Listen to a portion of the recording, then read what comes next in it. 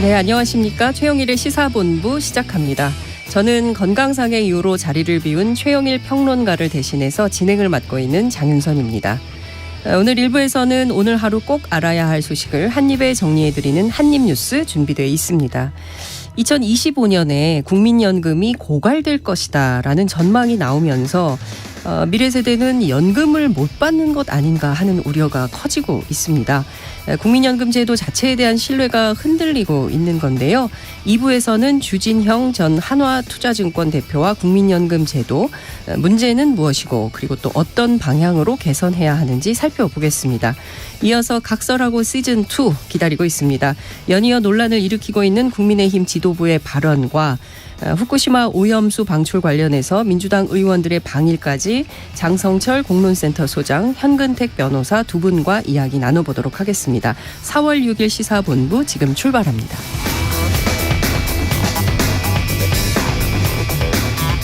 일부 마지막에 듣는 노래 디저트송 신청도 기다립니다. 오늘 듣고 싶은 노래 있으시면 문자 샵 9730으로 자유롭게 보내주십시오.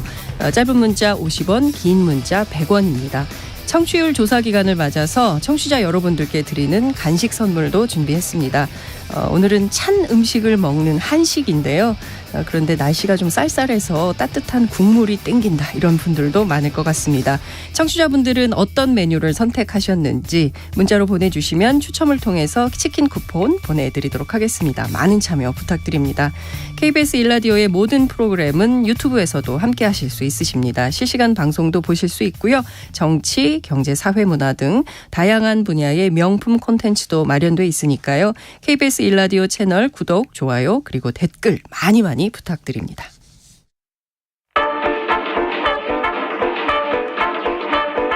최영일의 시사본부 한입뉴스. 네, 오늘의 핵심 뉴스 한입에 정리해드리겠습니다. 한입뉴스 박정호 오마이뉴스 기자, 이봉우 미디어 인권연구소 뭉클 연구원과 함께 한입뉴스 입을 열어보겠습니다. 두 분 어서 오십시오. 안녕하십니까. 살짝 쌀쌀해요. 네, 쌀쌀해요. 비가 내려가지고요. 네. 좀 춥더라고요, 저는. 그러니까요. 오늘 같은 날은 뜨아. 안 그래도 들어오기 전에 나눠주셔가지고 잘 먹었어요. 그러니까요. 아유, 내일은 더 많이 사겠습니다. 자, 어제 그 4.5 우리가 전국 재보궐선거 소개를 좀 해드렸었는데요. 결과가 나왔습니다. 그 결과 먼저 정리해 보겠습니다. 네, 유일한 국회의원 재선거로 관심이 모아졌던 전주울 지역. 네. 투표율은 낮았어요. 26.8%였는데 결과를 보니까 강성희 이 진보당 후보가 당선이 됐습니다. 네. 득표율이 39.07%, 40%에 가까웠고요. 네. 2위가 이제 임정혁 무소속 후보였는데 32.11%를 득표한 임정혁 후보를 제쳤습니다. 그리고 이제 윤석열 대통령 부인 김건희 여사의 과거 행적 의혹을 제기한 안혜옥 무소속 후보 10.14% 득표율로 3위를 차지했고요. 많이 왔네요. 네, 그리고 국민의힘 어떻게 했습니까? 국민의힘 여당 후보 김경민 후보는 8% 득표에 그쳐서 6명 후보 가운데 5위를 차지했습니다. 그래서 이렇게 국회의원 선거는 이렇게 정리가 됐고요. 그리고 울산시 교육감 보궐선거에서는 진보 성향의 천창수 후보가 61.49% 득표율로 이 보수 성향의 김주홍 후보를 누르고 당선이 됐는데요. 이번 선거는 아시겠지만 지난해 12월 이 노옥희 당시 교육감이 갑작스럽게 별세해서 치러졌는데 청당선인이 노 전 교육감의 남편입니다. 네. 그래서 경남 김해 출신의 청당선인 노동운동에 매진한 이력이 있는 평교사 출신인데 이 부인인 이 노 전 교육감의 그동안의 교육 발전해왔던 그런 정책을 이어가겠다 이런 입장을 밝히고 있고요. 또 경남 창녕 이 군수 보궐선거에서는 국민의힘 탈당 이후 무소속으로 출마한 성낙인 후보가 당선이 됐고 네. 그리고 이 경남 도의회 창녕군 제1선거구 의원직은 국민의힘의 이경재 후보가 차지했습니다. 또 경북도의회 구미시 제4선거구 여기에선 국민의힘의 김일수 후보가 당선이 됐고요. 포항시의회의 이제 나선거구 여기서는 국민의힘의 김상백 후보가 당선이 되는 모습이었습니다. 그리고 이제 눈길을 끌었던 부분이 이제 울산 남구 의원 보궐선거였는데 네. 여기서 민주당 최덕종 후보가 당선이 됐어요. 뭐 보수 진보 그 여야 1대1 구도였는데 네. 국민의힘의 신상현 후보를 153표 차이로 따돌리는 신승을 거뒀습니다. 그리고 이제 전북 군산시의회 나선거구 재선거에서는 민주당 우종삼 후보가 당선됐고 청주시의회 나선거구 보궐선거에서는 국민의힘의 이상조 후보가 당선이 됐습니다. 그 사실은 막 국민적 뜨거운 관심 속에서 진행된 재보선은 아니었는데 정치권에 주는 울림은 상당히 크다. 특히 이제 그 내년 총선을 앞두고 양대 거대 큰 정당들이 긴장하지 않을 수 없는 그런 성적표를 받았다. 이렇게 볼 수밖에 없을 것 같은데요. 무엇보다 이 전주라는 지역적 특성 때문에 사실은 민주당의 텃밭이다, 아성이다, 뭐 이런 얘기 호남 지역이어서 이제 네. 그런 평가가 늘 나왔는데 이번에 첫 번째로 진보당 당선자가 나왔습니다. 그렇습니다. 파장이 클 것 같아요. 예, 일단 총선이 1년밖에 안 남기도 했고, 네. 이 전주을 같은 경우 민주당 강세 지역으로 꼽혔는데 이번에 이제 진보당이 처음으로 원내에 진출하면서 내년 총선도 이게 격전이 벌어질 것이다. 단순히 이 민주당이 좀 당연히 당선되는 곳으로 여겨지지는 않을 것 같다는 예상이 나오는 것인데요.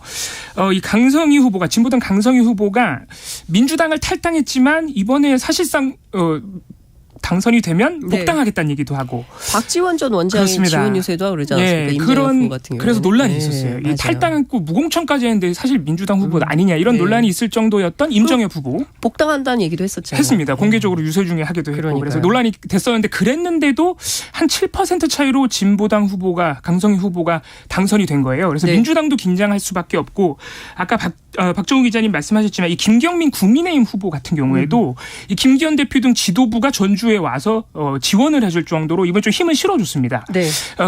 그랬는데 이 8% 가량의 지지율과 득표율과 5위라는 기록은 오히려 이게 지난 선거에서 전주을 이 지역에서 얻었던 국민의힘의 표보다 한 절반 정도 또 빠진 거라 그래요. 네. 그러니까 국민의힘 입장에서는 다음 총선에서 더 또 노력을 해봐야 되는 입장이고 사실 이번 전주 선거에서 정의당도 유력 후보가 있었습니다. 네. 근데 정의당 같은 경우에 갑자기 그 후보의 개인 사정으로 선거에 못 나왔어요. 그러니까 사실 정의당도 나름대로 전주울에서 또 힘을 내보려고 하는 상황이기 때문에 내년 총선에서 이 전주울이 만만치 않을 것 같다라는 예상이 나오고 그래서 있습니다. 사실은 이 보통 그 정치부 기자들 입장에서 보자면 짚어봐야 되는 이슈가 굉장히 많은 거예요. 첫 번째는 거대 양당의 이제 선거 전략. 특히 이제 국민의힘은 정운천 의원이 출마한다고 했다가 갑자기 알 수 없는 이유로 뭐 선거 출마 안 하겠다. 이래서 이제 후보가 교체되고 이러면서 혼란이 있었고. 네. 그리고 이제 민주당 입장에서는 텃밭이 물론 이제 이상직 의원 때문에 무공천을 하긴 했지만 그래도 민주당 텃밭이기 때문에 후보가 괜찮으면 당선 가능성이 있었는데 이제 이런 문제들이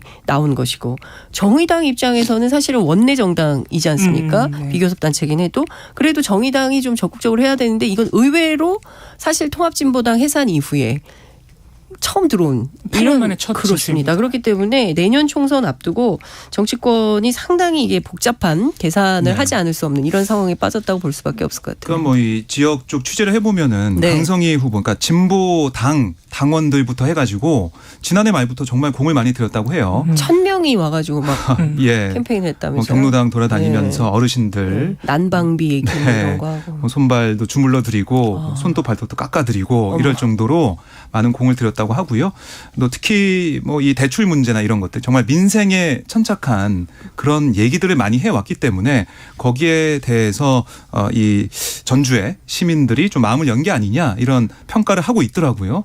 그러니까 언급하신 대로 거대 양당에 주는 의미, 거대 양당을 향해서 정말 중요한 건 민생이다. 민생을 위해서 여야가 머리를 맞대고 좀 노력해야 된다. 그런 의미를 좀 준 게 아닐까 이런 생각이 듭니다. 야, 손톱 발톱까지 깎아드렸는지 몰랐는데요. 네, 그만큼. 정말 그만큼 그러니까 정성을 다했던 선거였네요. 네, 그래서 진보당 예, 입장에서는. 국민의힘에서조차도 진보당이 굉장히 스마트한 선거운동을 했다 이런 평가를 하던데요.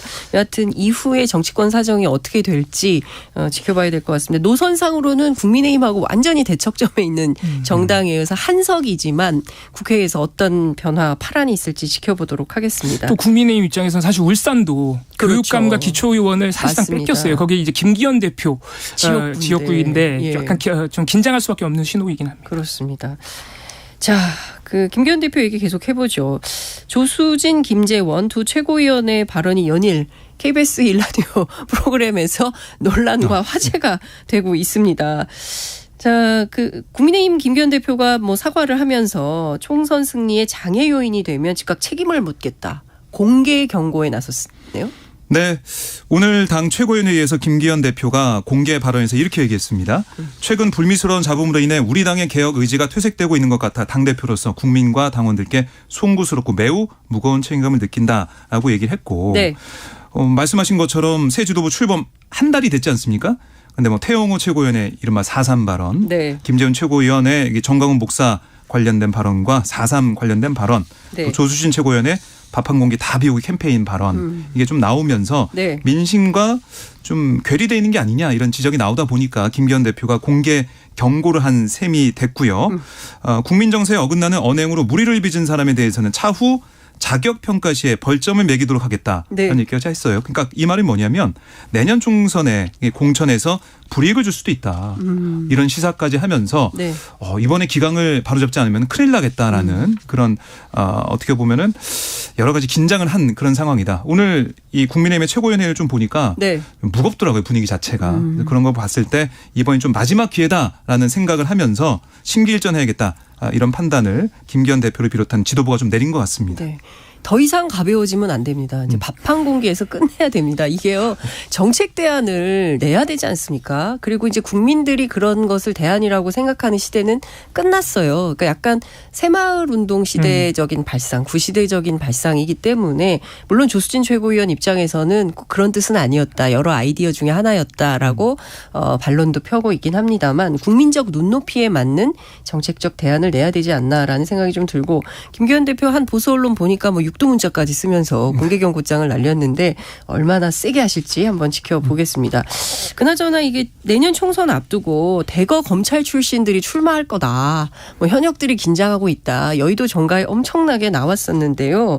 관련해서도 꼭 그렇지는 않다. 이렇게 여당 지도부가 선긋기에 나섰다면서요? 그렇습니다. 지금 사실 총선이 다가올수록 이미 한 오래전부터 윤석열 대통령이 좀 측근 중심으로 특히 검사 출신들이 또 공천을 어느 정도 장악하는 것 아니냐라는 걱정이 계속해서 나오고 있는데 국민의힘 이철규 사무총장 오늘 한 라디오에서 대통령과 가깝다고 해서 선거에 나갈 일은 없다. 우리 대통령은 그렇게 하지 않는다고 선을 그었고요. 네. 특히 검사 출신 참모들의 영남권 출마 여부에 대해서 또 이 라디오 진행자가 질문을 하자 그런 일은 일어나지도 않고 있고 일어날 징후도 없다라고 선을 그었고요. 네.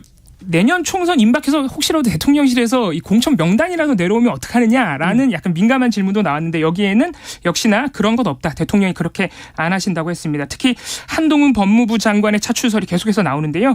한동훈 장관을 정치판으로 끌어들이는 것은 바람직하지 않다. 그런 걸 생각할 때가 아니라 장관직에 충실하게 하는 게 국정에 도움이 된다고 역시 선을 그었습니다. 그렇군요. 전략이 살짝 바뀌는 것 같습니다. 저희 초반에 대통령실 주변 취재할 때하고 이철규 사무총장 얘기하고 조금 다른 것 같은데요. 여하튼 중요한 것은 이제 양당 공이 그 선거 앞두고 이제 큰 전략을 짜면서 뭐 지금은 이렇게 얘기하지만 가을 되면 또 어떻게 바뀔지 모르는 게 사실은 선거판이기도 합니다. 그렇기 때문에 지금으로서는 알 수 없는데 여하튼 지금 우리 대통령의 입장과 판단은 이렇다라는 것을 이철규 총장이 설명을 한 건데 어쨌든 공당의 사무총장이 대통령실 대변인은 아닌데 입장을 좀 설명하고 있어서 이건 또 조금 주의해서 봐야 되는 측면도 있는 것 같습니다.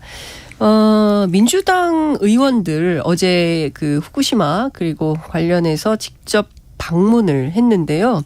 민주당의 후쿠시마 원전 오염수 대책단 지금 어떤 일정을 하고 있습니까? 네, 이제 일본에 오늘 도착을 했어요. 네. 지금 위성곤, 양이원영, 윤영덕, 윤재갑 의원 이렇게 민주당 의원 4명과 뭐 보좌진들 해가지고 일본에 이제 방문해가지고 오늘 시민사회와 원전안전 전문가 그룹과 이제 면담을 진행을 하고 있는 걸로 지금 알려지고 있는 거고요. 네. 이후에 도쿄전력 본사를 찾아서 원전 오염 관련 자료 같은 그러니까 의원단의 요청서를 전달할 계획입니다.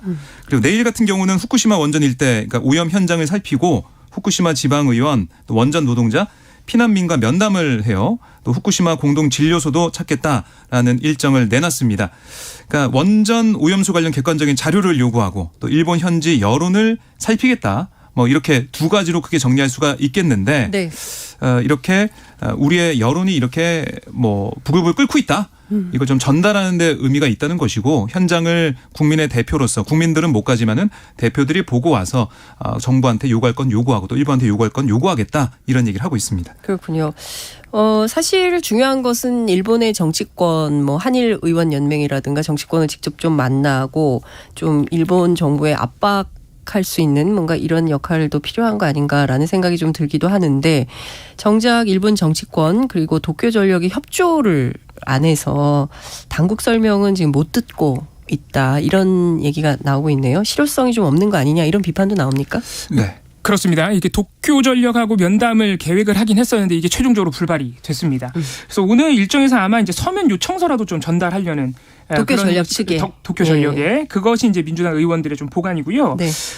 역시 아까 말씀하신 대로 정치권과의 만남도 사실은 불발이 돼서 이게 실효성이 없는 것 아니냐라는 논란 계속 나오고 있고 주호영 원내대표 국민의힘 원내대표 같은 경우에도 오늘 굉장히 이 방일에 우려를 표하면서 유의미한 일정을 못 잡고 제1야당 의원들이 반일 퍼포먼스만 하는 것 아니냐. 뭔가 불순한 의도가 있는 것 같다라고 강력하게 비판하기도 했는데요. 이런 실효성 논란에 대해서 어제 민주당 실사단이 방문단이 기자회견에서 약간 설명을 했습니다. 일단 눈에 띄는 부분은 이 양이원영 의원에 따르면 일본의 지방선거가 얼마 안 남아서 특히 정치인들이 굉장히 좀 민감하게 생각해서 꺼리고 있다. 이미 몇 군데 접촉을 해봤고 만나는 의사를 가진 의원들도 분명히 있었는데 지금 지방선거 때문에 지방선거 전에는 만나기 어렵다는 말을 전해왔다라는 얘기도 했고요. 네. 또 민주당의 생각은 굳이 도쿄전력이나 의원들을 만나지 못한다고 해도 어제 저희가 여론조사도 하나 전해드렸지만 일본 시민들도 사실 거부감이 굉장히 크거든요. 위헌성을 맞습니다. 우려하고 있기 때문에 일본 시민사회와 이 문제를 계속 일본에서 공론화하는 과정도 분명히 의미가 있다. 이런 데 또 중요성을 두고 있기도 합니다.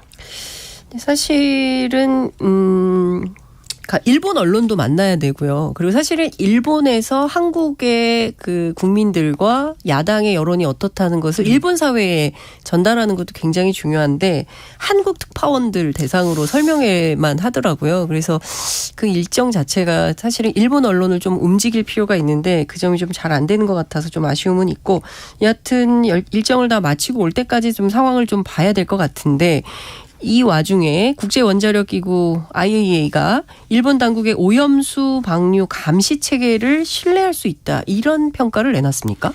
네, 이게 IAEA의 중간 보고서라고 보시면 되겠는데요. 네. 전문가들이 현장 조사를 벌인 내용을 토대로 작성된 4차 보고서가 공개가 된 겁니다. 그러니까 이 전문가들이 작년 11월 일본을 찾아서 오염수 처리와 방류 과정을 조사한 내용에 국한돼 있는 그런 보고서인데 네. 물론 이제 앞으로 5차, 6차 보고서가 나올 거고 그 이후에 최종 보고서가 나와요. 그러니까 전문가들이 뭐 추가 현장 조사한 내용이나 현지에서 채취한 해양수 샘플 이런 조사 결과 앞으로 좀 나오는 상황인데 네. 우선은 이 4차 보고서를 봤더니 이 도쿄전력 등 이 일본 당국이 해양수 방류 과정을 모니터링하는 체계 검증 평가를 해봤는데 네. 이 신뢰 가능하다 이런 입장을 내놓은 거예요. 네. 모니터링 계획을 보완하는 과정에서 상당한 진전이 있었다라는 평가도 IAEA 전문가들이 내렸고 네. 이런 계획에 대해서는 뭐 기술적으로 더 검토할 필요가 없다라는 얘기까지 나왔습니다. 그만큼 모니터링이 잘 되고 있다. 이렇게 IAEA 전문가들이 평가했다라고 볼 수도 있는 상황이고요. 네. 물론 이 일부 사항에 대해서는 일본 측의 보충 설명이 필요하다 이런 의견도 보고서에 담기긴 했는데 네. 보충 설명을 요구한 사안 가운데는 방류 뒤에 방사성 물질의 영향을 따져보는 그런 계획 가운데 해안 3km 근해에서 잡힌 물고기 섭취량을 제외한 데 대한 더 개선된 설명이 요구된다. 네. 이 정도의 지적은 있었지만 전체적으로 봐서는 일본의 지금 프로세스를 IAEA는 좀 신뢰하고 있는 게 아니냐 이런 평가를 내릴 수가 있겠습니다. 근데 이거 기자들이 좀 취재를 좀 세게 해볼 필요가 있을 것 같은데요. 제가 취재한 바로는 IAEA가 2020년에도 문제없다라는 보고서를 발간한 바 있습니다. 근데 당시에 IAEA 사무총장 일본인이죠. 아마노 유키야라는 사무총장이 실제로 이제 국제기구 사이에서 원전 관련해서 안전하냐 아니냐 뭐 이런 걸 얘기를 할 때 신뢰도에서 조금 뭐 일본의 입장을 다 이해할 수 있냐 이런 뭐 그래서 배제 논란도 있고 뭐 그랬더라고요. 그러니까 전반적으로 보면 실제로 일본의 입장이 최대한 반영되도록 하지 않도록 과학적이고 객관적인 검증이 가능한지 그 부분이 일본의 설명만으로 충분한지 이제 국제사회의 논의도 함께 필요한 것은 아닌가. 저는 우리 기자들이 조금 더 환경 전문 기자들께서 조금 더 적극적으로 이 사안에 대해서 취재를 해 주시면 좋겠다라는 당부 말씀을 좀 드리면서 문자가 많이 들어왔어요. 그래서 제가 설명을 좀 드리겠습니다. 1224님께서 이번 주 공무원 시험 앞두고 휴게실에서 도시락 먹고 있습니다. 따뜻한 곰탕에 겉절이 김치 싸왔네요. 시사본부 덕분에 점심시간이 외롭지 않았어요. 정말 감사합니다. 하셨고요. 1570님은 오늘처럼 비가 오고 날씨가 쌀쌀한 날에는 칼국수가 제격이죠. 정말이요. 그래서 전 점심으로 바지락 칼국수로 혼밥했습니다. 이런 말씀 주셨습니다. 치킨 보내드리겠습니다. 그리고 오늘의 점심 메뉴 계속 보내주세요. 배고프시죠? 군침이 돕니다. 네. 잠시 이 시각 교통정보 듣고 돌아오겠습니다. 김민희 리포터 나와주세요. 네, 오늘 빗길인 구간이 많아 오전 내내 사고가 잇따랐는데요. 지금 점심시간에 접어들면서 정체는 주춤해지고 있지만 여전히 돌발 구간은 많습니다. 경부고속도로 서울 방면으로 오산요금소 광장부에서는 화물차 관련 사고 처리 작업을 하고 있습니다. 이후로는 양재부터 반포 사이로 정체고요. 반대 부산 쪽으로도 한남부터 서초 사이와 죽전에서 수원 부근, 다시 안성 일대와 또 천안분기점 부근에서 속도 줄여 지납니다. 이후로 옥산 부근에서 있었던 사고는 지금도 갓길에서 처리 작업을 하고 있는 만큼 뒤로 옥산 분기점부터 12km 구간에서 정체 매우 심합니다. 평택 제천고속도로 평택 쪽으로 청북 부근에서는 토사가 흘러내리면서 1, 2차로를 막고 처리 작업을 하고 있습니다. 이 때문에 평택 분기점부터 4km 구간에서 정체 심하고요. 호남고속도로 순천 쪽으로 금산사 부근 2차로에서도 사고가 났습니다. 그 밖에 서울시내 서부간선 지하도로 성산대교 방면으로 지하도로 입구부에서는 버스가 높이 제한에 걸리면서 1차로를 막고 서 있습니다. 현재 처리 작업을 하고 있어서 1차로 통행이 제한되고 있는 만큼 미리 차로 변경하셔야겠습니다. KBS 교통정보센터였습니다.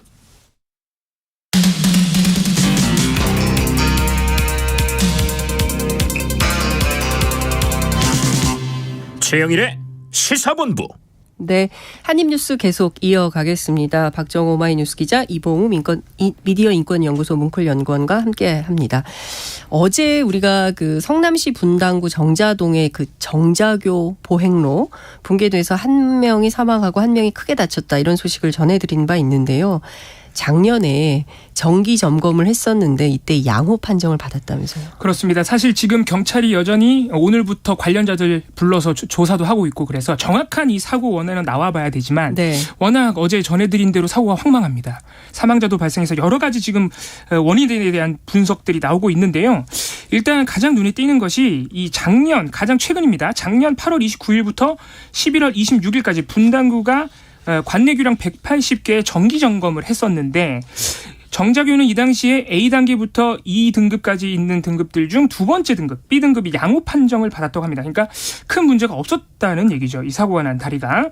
그리고 이 정자교는 관련법에 따라서요, 2년에 한 번씩은 정밀점검도 받아야 됩니다. 그래서 네. 2021년에 정밀점검을 받았는데 이때도 큰 문제는 나오지 않았다 그래요. 하지만 등급상으로는 보통 등급인 이 양호보다 한 단계 낮은 C등급을 받았다고 하고, 올해 원래 이 정밀점검이 예정돼 있었다고 합니다. 그래서 앞선 이 점검들에서 다 큰 문제가 없다는 얘기가 나왔는데 지금 보행로가 붕괴됐으니까 네. 관리가 어떻게 된 것이냐 의문이 따를 수밖에 없고요. 또 한 가지 어제 언론 보도를 보면요, 이 안전점검이 이 보행로는 제대로 한 것이냐라는 의문도 있더라고요. 네. 그러니까 지금 보행로, 이번에 무너진 보행로가 다리 상판에 약간 매달리듯이 철근으로 좀 엉성하게 이렇게 연결이 돼 있었다. 이 출동했던 소방관에 따르면 그런 식으로 보행로를 다리 상판에 철근으로 연결한 경우는 처음 봤다라는 이 소방관의 증언도 보도가 됐었거든요. 네. 이런 부분에 대해서도 철저한 조사가 필요해 보이고요. 현재 성남시는 교량 하부를 지나는 지름 20cm짜리 상수도관 파열이 혹시나 사고의 원인일지 않을까라고 또 의심하고 있기도 합니다. 물론 이게 상수도관이 파열돼서 수압으로 인해 큰 충격을 받은 다리가 일부 무너진 것인지, 네. 아니면 다리가 무너져서 사실 상수도관이 파열됐을 수도 있거든요. 이 부분에 대해서도 추가적인 조사를 할 예정이라고 합니다. 이런 사고가 터지면 서로 책임을 피하려고 면피용 입장 뭐 이런 얘기들을 하는데요. 경찰이 우선 수사를 꼼꼼하게 잘 하겠지만 어제 그 영상을 보면요, 그냥 순식간에 주저앉습니다. 어떻게 이런 일이 벌어진 것인지, 정말 이 국민의 안전과 생명은 아무리 지나치게 강조해도 뭐 문제가 없다, 이런 얘기를 얼마나 더 많이 해야 됩니까? 에? 그런데도 또 이런 사고가 벌어지는 거예요. 결국 인재 아니었냐라는 생각이 드는데, 이 황망한 사고 소식에 유족들이 당연히 분노하실 것 같아요. 네, 그렇습니다. 이 사망자가 30대 여성 A씨인데, 네. 이 동생이 이제 언론에다가 한 얘기를 좀 들어보면 네.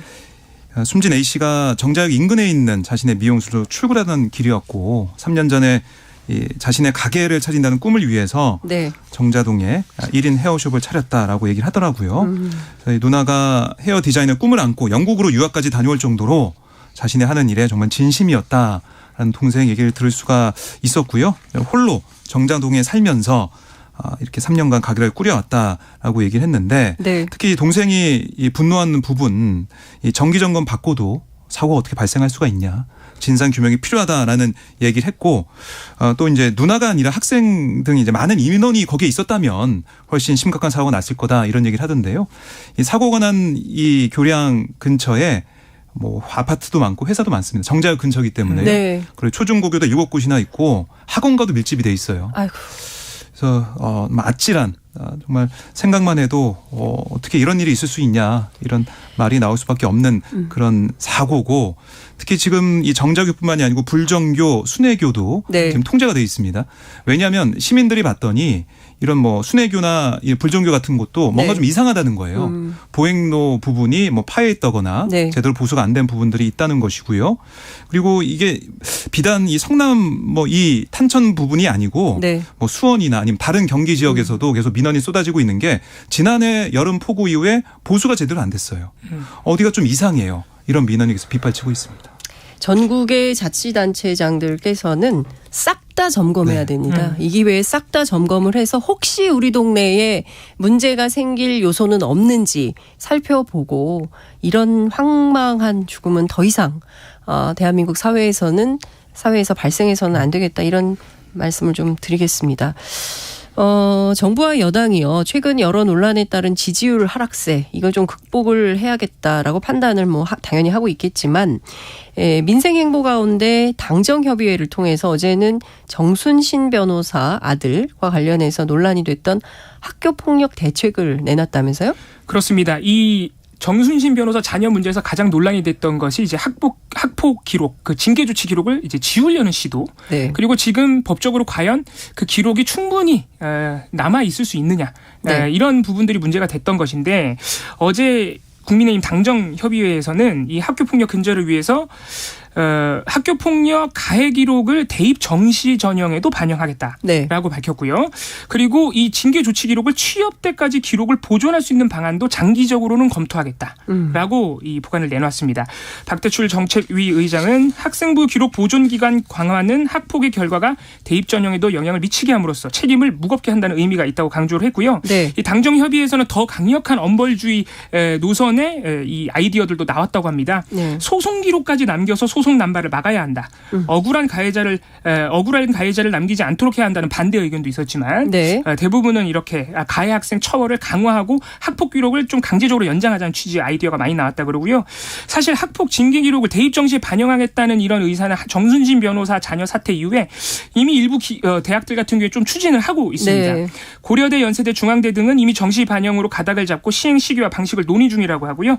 서울시립대 같은 경우에는 교육부 지침이 확정이 되면 바로 반영하겠다. 이런 입장을 내기도 했습니다. 아니 뭐 대입도 대입이지만 당장 학교 안에서 이런 일이 벌어지면 안 되지 않습니까?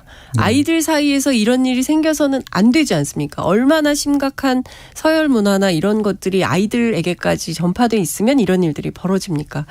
저는 정말 어른들 문제가 크다. 그리고 아이들한테 이런 일이 발생하지 않도록 대책도 그렇고요. 학교 교육이 뭐가 우선인지 국영수를 중심으로 달달달달 외우는 게 중심인지 좀 판단을 좀 우리가 해봐야 되겠다라는 생각이 좀 듭니다. 교육계에서는요. 학교폭력 대책이 가해 학생 엄벌이나 징계 기록보다는 보관 연장 중심으로 논의되는 데 대해서 우려를 표했다. 이런 소식이 있네요. 네, 뭐 크게 두 가지예요. 그러니까 하나는 이 소년법에 따라서 장래에는 영향을 주지 않는 학생의 형사 범죄와는 달리 네. 학교 폭력, 학폭에만 이런 불이익을 주는 게 형평성에 맞는지 네. 이 부분이 지적하고 있는 거고요. 네. 또 하나는 아니 이 문제의 본질이 뭐냐. 이거는 학폭 기록 보존 기간이 얼마나 연장되느냐 이거보다 네. 학폭 조치 자체를 없애버리는 행정소송을 막을 방법은 없지 않냐. 이 행정소송으로 인해서 이 처분 효력이 정지되고 해결이 지연되고 네. 그러다 보니까 2차 가해까지 발생하고 있는데 이 부분에 대해서는 어떤 대책이 없는 거 아니냐 이런 지적을 하고 있어요. 네. 결국 이 대학 입시 이 정시나 취업 시기까지 학폭 징계 기록이 반영이 되면 오히려 학폭 징계 기록을 지우려는 가해자 측의 끝장 소송이 더 많을 수 있는 게 아니냐 이런 우려도 나오고 있습니다. 그렇군요. 죄송합니다. 뭐 법안이 아니죠. 그 재판 결과 나온 거 조금 살펴봐야 될 것 같다는 생각이 좀 드는데요. 중대재해처벌법에 의한 첫 번째 판결이 나왔다면서요. 네. 오늘 의정부지법 고양지원 형사사 단독 이 재판부에서 나온 그런 판결인데요. 네. 이 중대재해법 위반, 그러니까 산업재해치사 혐의로 기소된 온유 파트너스의 벌금 3천만 원, 회사 대표의 징역 1년 6월 집행유예 3년, 또 공사 현장 안전관리자에게 벌금 500만 원이 선고가 됐는데요. 네. 이 보면은 온유 파트너스와 이 회사 대표 등이 지난해 5월 고양시의 요양병원 증축 공사 현장에서 발생한 이 하청 노동자 추락사와 관련해서 안전보건관리 체계 구축이나 이행 의무를 제대로 지키지 않는 혐의로 기소가 됐습니다. 그래서 재판부의 판단은 뭐냐면 회사가 안전대 부착이나 작업계획서 작성 등 안전보건 규칙상 조치를 하지 않아서 네. 근로자가 추락해 사망을 했다. 피고인들이 업무상 의무 중에 일부만 이행했더라면 사고는 발생하지 않았을 가능성이 있다라고 지적을 했습니다. 뭐 이런 판결에 대해 검찰 쪽은 사업주나 경영 책임자에 대한 강도 높은 처벌을 기대했던 뭐 시민단체 이런 쪽은 좀 아쉽다는 얘기를 하고 있는데 네. 물론 검찰 입장은 법원 판단을 존중한다는 거지만 시민단체에서는 강도가 너무 약한 게 아니냐 이런 얘기도 좀 하고 있습니다. 네. 그 판사의 판단의 내용 가운데 좀 의미가 있는 것 같은데요. 우리 사회에서 빈번하게 발생하는 산업재해와 관련해서 사업주 등에게 무거운 책임을 물어야 한다. 이런 상당한 수준의 사회적 합의가 이루어졌고 그래서 중대재해처벌법이 제정되기도 했지만 피고인들이 그 의무를 다하지 않아서 노동자가 숨지는 중대한 결과가 발생했다. 여전히 이 사회적 책임을 다하지 않고 있는 기업들에 대한 문제를 지적하고 있다는 점 이것도 살펴봐야 되지 않을까 싶습니다. 조국 전 장관의 딸이죠. 조민 씨. 부산대 입학 허가 취소 처분이 정당하다. 이런 법원의 판결이 있었네요.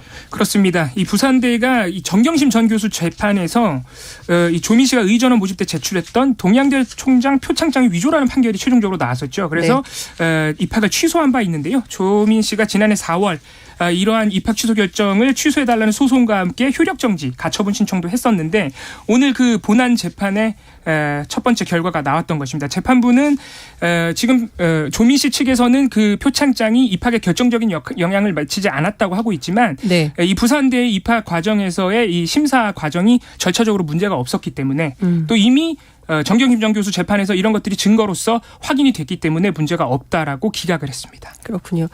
어쨌든 변호인단은 뭐 항소해서 부산대 결정의 위법과 부당함을 다시 다퉈보겠다라는 입장이긴 한 것 같은데 관련해서 사회적으로 사실은 입시 문제에 너무 민감하잖아요. 대한민국 사회가. 그래서 이 문제에 대해서 어떻게 또 이후 재판이 이어질지 그것도 좀 우리가 함께 지켜봐야 되지 않을까 싶습니다. 굉장히 많은 그 문자를 보내주셨는데요. 제가 다 읽을 수 있을지 모르겠습니다. 7910번님께서 여성들이 다이어트 때문에 밥을 많이 먹지 않는다는 여당 의원의 말이 틀렸다는 것은 대학생들이 1,000원 식단에 몰리는 거 보면 알 수 있죠. 이렇게 하시면서 옴무에 밥만 잘 먹더라 신청해 주셨는데요. 센스가 너무 좋으세요. 그런데 오늘은 치킨만 드리고 신청곡은 다음에 보내드리겠습니다. 그리고 이거 말고도 8438님 그리고 9987님 그리고 1474님 0372님 그리고 7646님께도 치킨 보내드리도록 하겠습니다. 그리고 오늘의 디저트송 말씀을 좀 드려야 될 것 같은데요. 1162님께서 편의점 아르바이트 하면서 듣고 있습니다. 단골 손님께서 1+1 음료를 구매하시더니 하나를 저한테 내미시더라고요. 그래서 주신 음료수랑 삼각김밥으로 점심 먹으려고요. 아르바이트 하다 보니 사람으로 상처받는 사람으로 위로받는 순간이 적지 않네요. 카를라 브루니의 Stand by Your Man을 듣고 싶습니다 하셨습니다. 두 분 말씀 오늘 잘 들었습니다. 감사합니다. 고맙습니다. Giving all your love to just one man. You have the bad times, and here have the good times. doing things that you don't understand.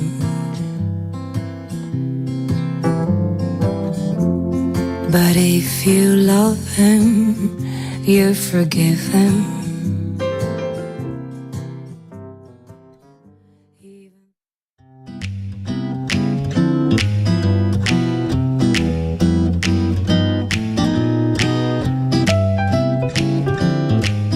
안녕하세요. 바른말 고운말입니다. 어제는 24절기 중에 하나인 청명이자 식목일이었고 오늘은 한식입니다. 우리 속담에 한식에 주구나 청명에 주구나라는 말이 있는데요. 이것은 한식과 청명은 하루 사이니까 하루 먼저 주구나 하루 뒤에 주구나 별 차이가 없다는 뜻입니다. 한식은 찰한자에 먹을 식자로 이루어진 단어로 한자의 의미로 보면 찬밥이라는 뜻입니다. 이날은 중국 직나라의 충신 계자추의 혼령을 위로하기 위해서 더운 밥을 안 먹고 찬밥을 먹는다고 전해지고 있는데 오늘은 그 유래에 대해서 말씀드립니다. 계자추가 간신에게 몰려서 산에 숨어 있었습니다. 그래서 진나라의 문공이 계자추의 충성심을 알고 그를 직접 찾아갔지만 그가 나오지 않자 이날 그를 나오게 하기 위해서 숨어있던 산에 불을 놓았습니다. 하지만 계자추는 결국 나오지 않았고 산속에서 불에 타 죽고 말았는데요. 사람들이 그의 충성심을 기리기 위해서 한식날을 지정했고 이날은 불을 쓰지 않고 찬 음식만 먹도록 했다고 합니다.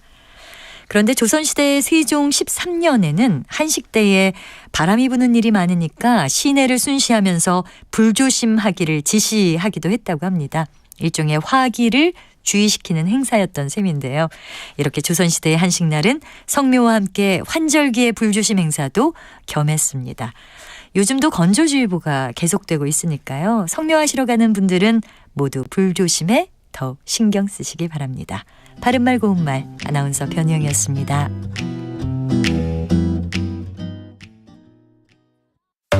3대 얘기 중에서도 맞는 얘기가 있잖아요. 그러면 거기까지 동감이 이루어졌으니까 그럼 또 요 다음 가시죠. 무슨 정반합 이렇게 가야 되거든요. 이기고 지는 걸 떠나서 좋은 결론을 도출해내셨으면 좋겠어요. 선 넘지 않는 그런 토론. 별로 의미는 없을 것 같아도 그래도 그런 자리가 자꾸 있어야 뭐가 변화가 있을 것 같아요. 그렇게 하다가 보면 뭐라도 뭐 하나 얻어 걸리는 게 있겠죠.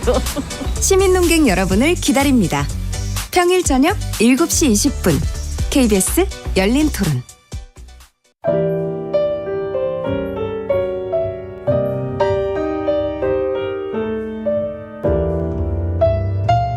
내일의 품격, 김성환의 시사야에서 챙겨가세요.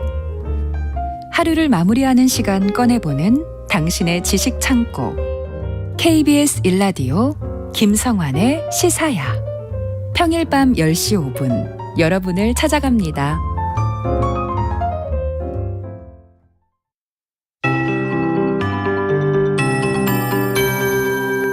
KBS 58분 날씨. 오늘까지 전국 곳곳에 약한 비가 더 뿌려지겠습니다. 새벽에 짙었던 서해안의 안개가 지금 10개 먼지와 섞여 남아있는 곳이 있고 호남 일원에 얇은 안개가 깔려 있습니다.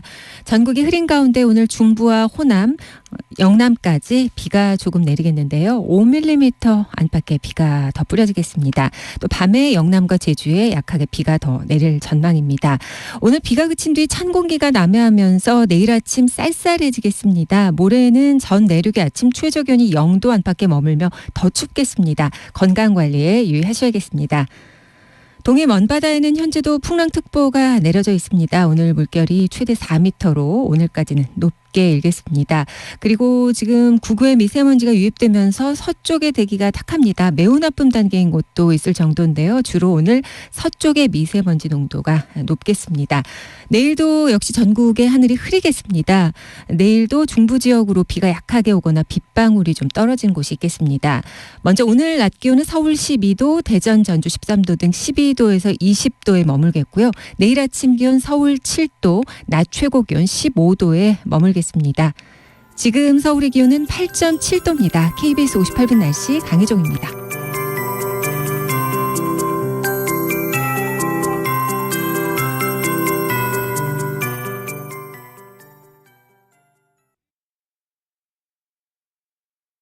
정성을 다하는 국민의 방송 KBS가 한시를 알려드립니다. AM 711kHz, FM 97.3MHz, KBS 1라디오입니다. HLKA.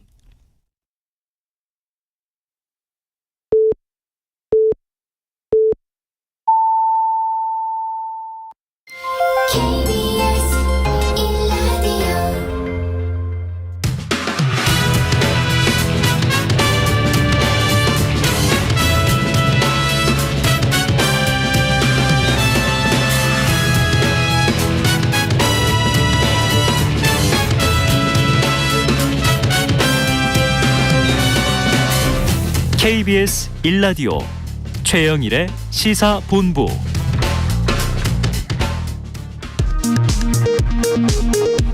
이 시각 라디오 정보센터 뉴스입니다. 통일부가 오늘 북한에 개성공단 내 우리 측 시설의 무단 사용을 중단하라는 내용의 통지문을 발송하려 했지만 북한이 수령을 거부했습니다. 통일부 당국자는 일단 북한의 태도를 며칠간 지켜보면서 필요한 조치를 검토하겠다고 말했습니다. 일본 후쿠시마 원전 오염수 방류 계획에 대한 국제원자력기구의 중간 보고서가 공개된 가운데 정부가 우리 바다와 수산물 안전을 지키기 위한 빈틈없는 관리 통제 시스템을 지속해서 운영해 나갈 계획이라고 재차 밝혔습니다. 일본으로 출국한 더불어민주당 의원들은 현지 활동을 시작했습니다. 경기 고양시 공사 현장에서 하청업체 근로자가 작업 중 숨진 사고와 관련해 원청업체 대표가 징역 1년 6월에 집행유예 3년을 선고받았습니다. 중대재해처벌법 위반 사건에 대한 법원의 첫 판단입니다. 부산대 의학전문대학원 입학 취소 결정을 취소해달라는 조국 전 장관의 딸 조민 씨의 청구를 법원이 기각했습니다. 1심 재판부는 가장 쟁점이 된 동양대 표창장과 인턴 경력과 관련해 정경심 교수의 재판에서 이미 허위 위조가 확정됐다며 조 씨의 주장을 인정할 수 없다고 판결했습니다. 지금까지 라디오 정보센터 조진주였습니다.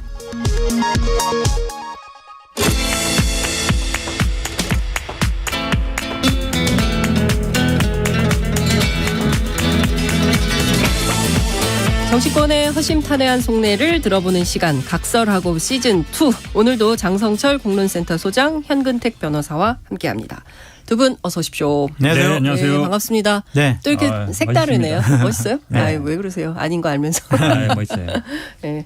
어쨌든 많은 위로가 필요합니다.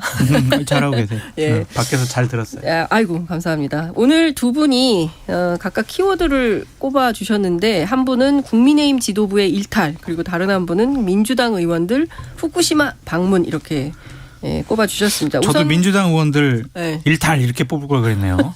방문이라는 점잖은 표현을 썼는데 현 변호사님 너무한 거 아닙니까? 일탈이라는 단어도 제가 썼으면 아마 더 뭐 폭망 뭐 이렇게 썼을 것 같은데 작가님 있으셔가지고 일태가 쓴 것 같아요. 네. 현근택 변호사 그 키워드부터 살펴볼까요? 네. 일단 뭐 최근 이제 지금 김기현 대표가 들어서 이제 한 달 정도 됐는데 네. 지금 뭐 최고위원들이 아마 거의 당선된 순서대로 거의 한마디씩 하는 것 같아요. 일단은 수석 최고 되신 분이 3마디 하셨으니까 네. 그 밑에 2등, 3등, 4등 하신 분들도 한마디씩 하는데 어쨌든 제가 보기에는 이게 그 룰을 바꿀 때부터, 그러니까 룰을 한마디로 얘기하면 100%, 당원 100%를 할 때부터 네. 어느 정도 이제 예견된 거 아닌가. 그러니까 국민의 여론보다는 당심, 당원들의 듣기 좋은 얘기만 하면서 당선이 됐거든요. 그러다 보니까 사실 여론이라든지 일반인들의 시선을 별로 신경 안 쓰는 거죠. 본인의 지지를 했던 사람들만 신경 쓰다 보니까 이런 일탈이 나오고 있는데 저는 기본적으로 이게 김기현 후보가 갖고 있는 한계다. 이게 벗어나기 저는 쉽지 않다 이렇게 보고 있습니다. 이준석 대표가 뭐 갈수록 태산이다. 네. 밥 공기 막 물어놓고 뭐 SNS 올리고 하던데. 아니 먼저 현근택 변호사님 좀 사과하셔야 될 부분. 사과를 해야 돼요?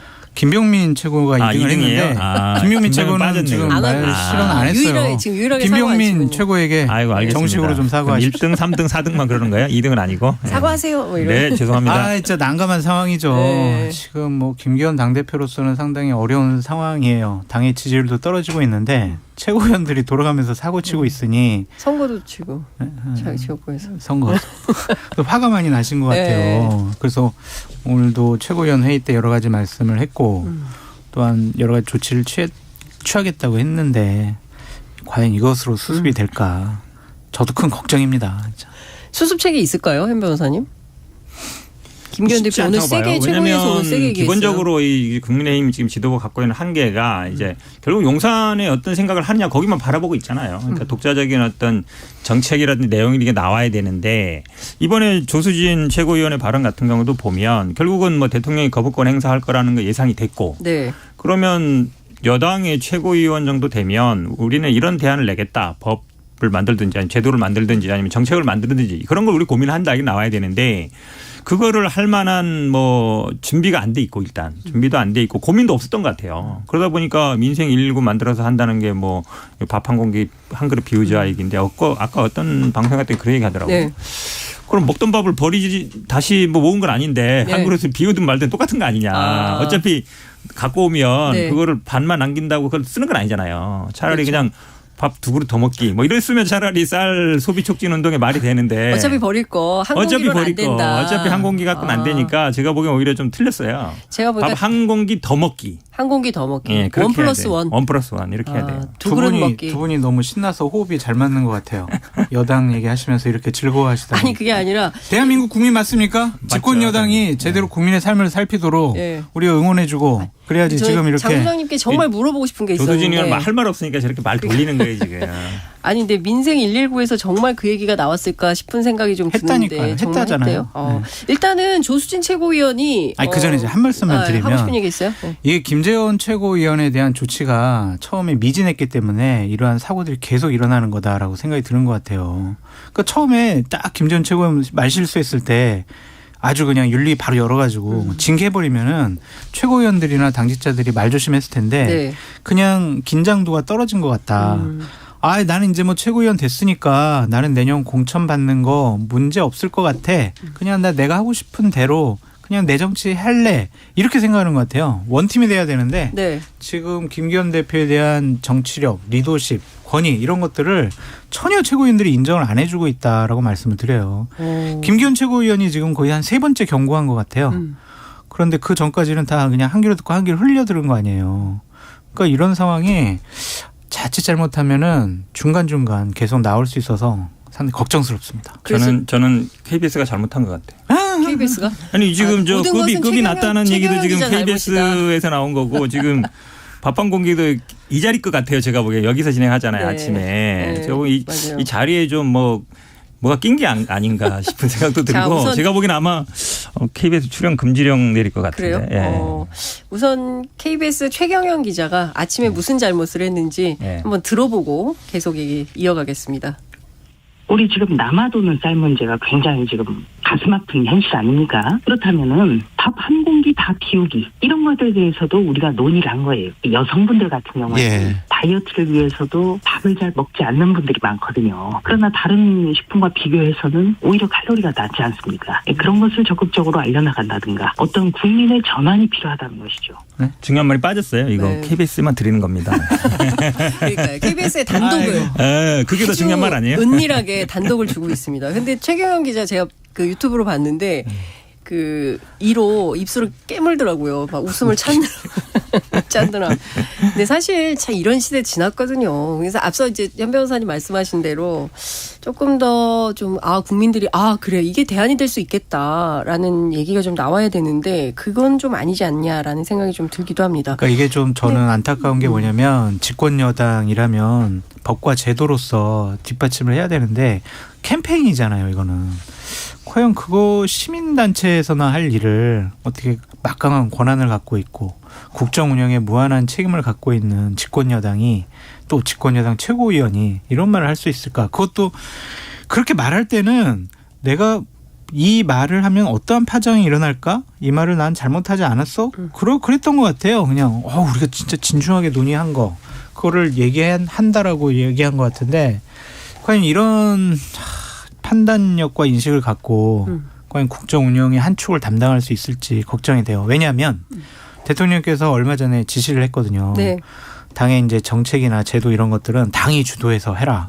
그렇게 얘기했는데 밥 한 공기 더 먹기 이거를 법률로 입법화를 하려고 그러나? 어떻게 생각하세요?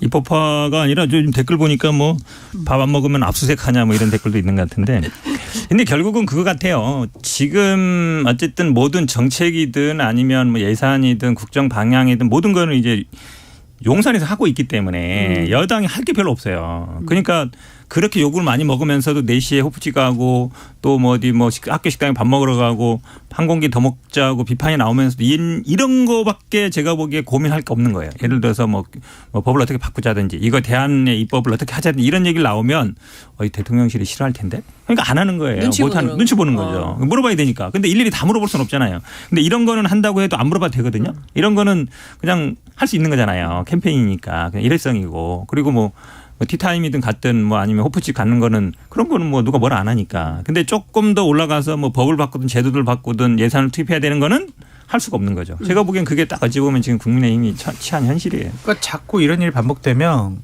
국민의힘 무능한 거 아니야? 집권여당 무능력해.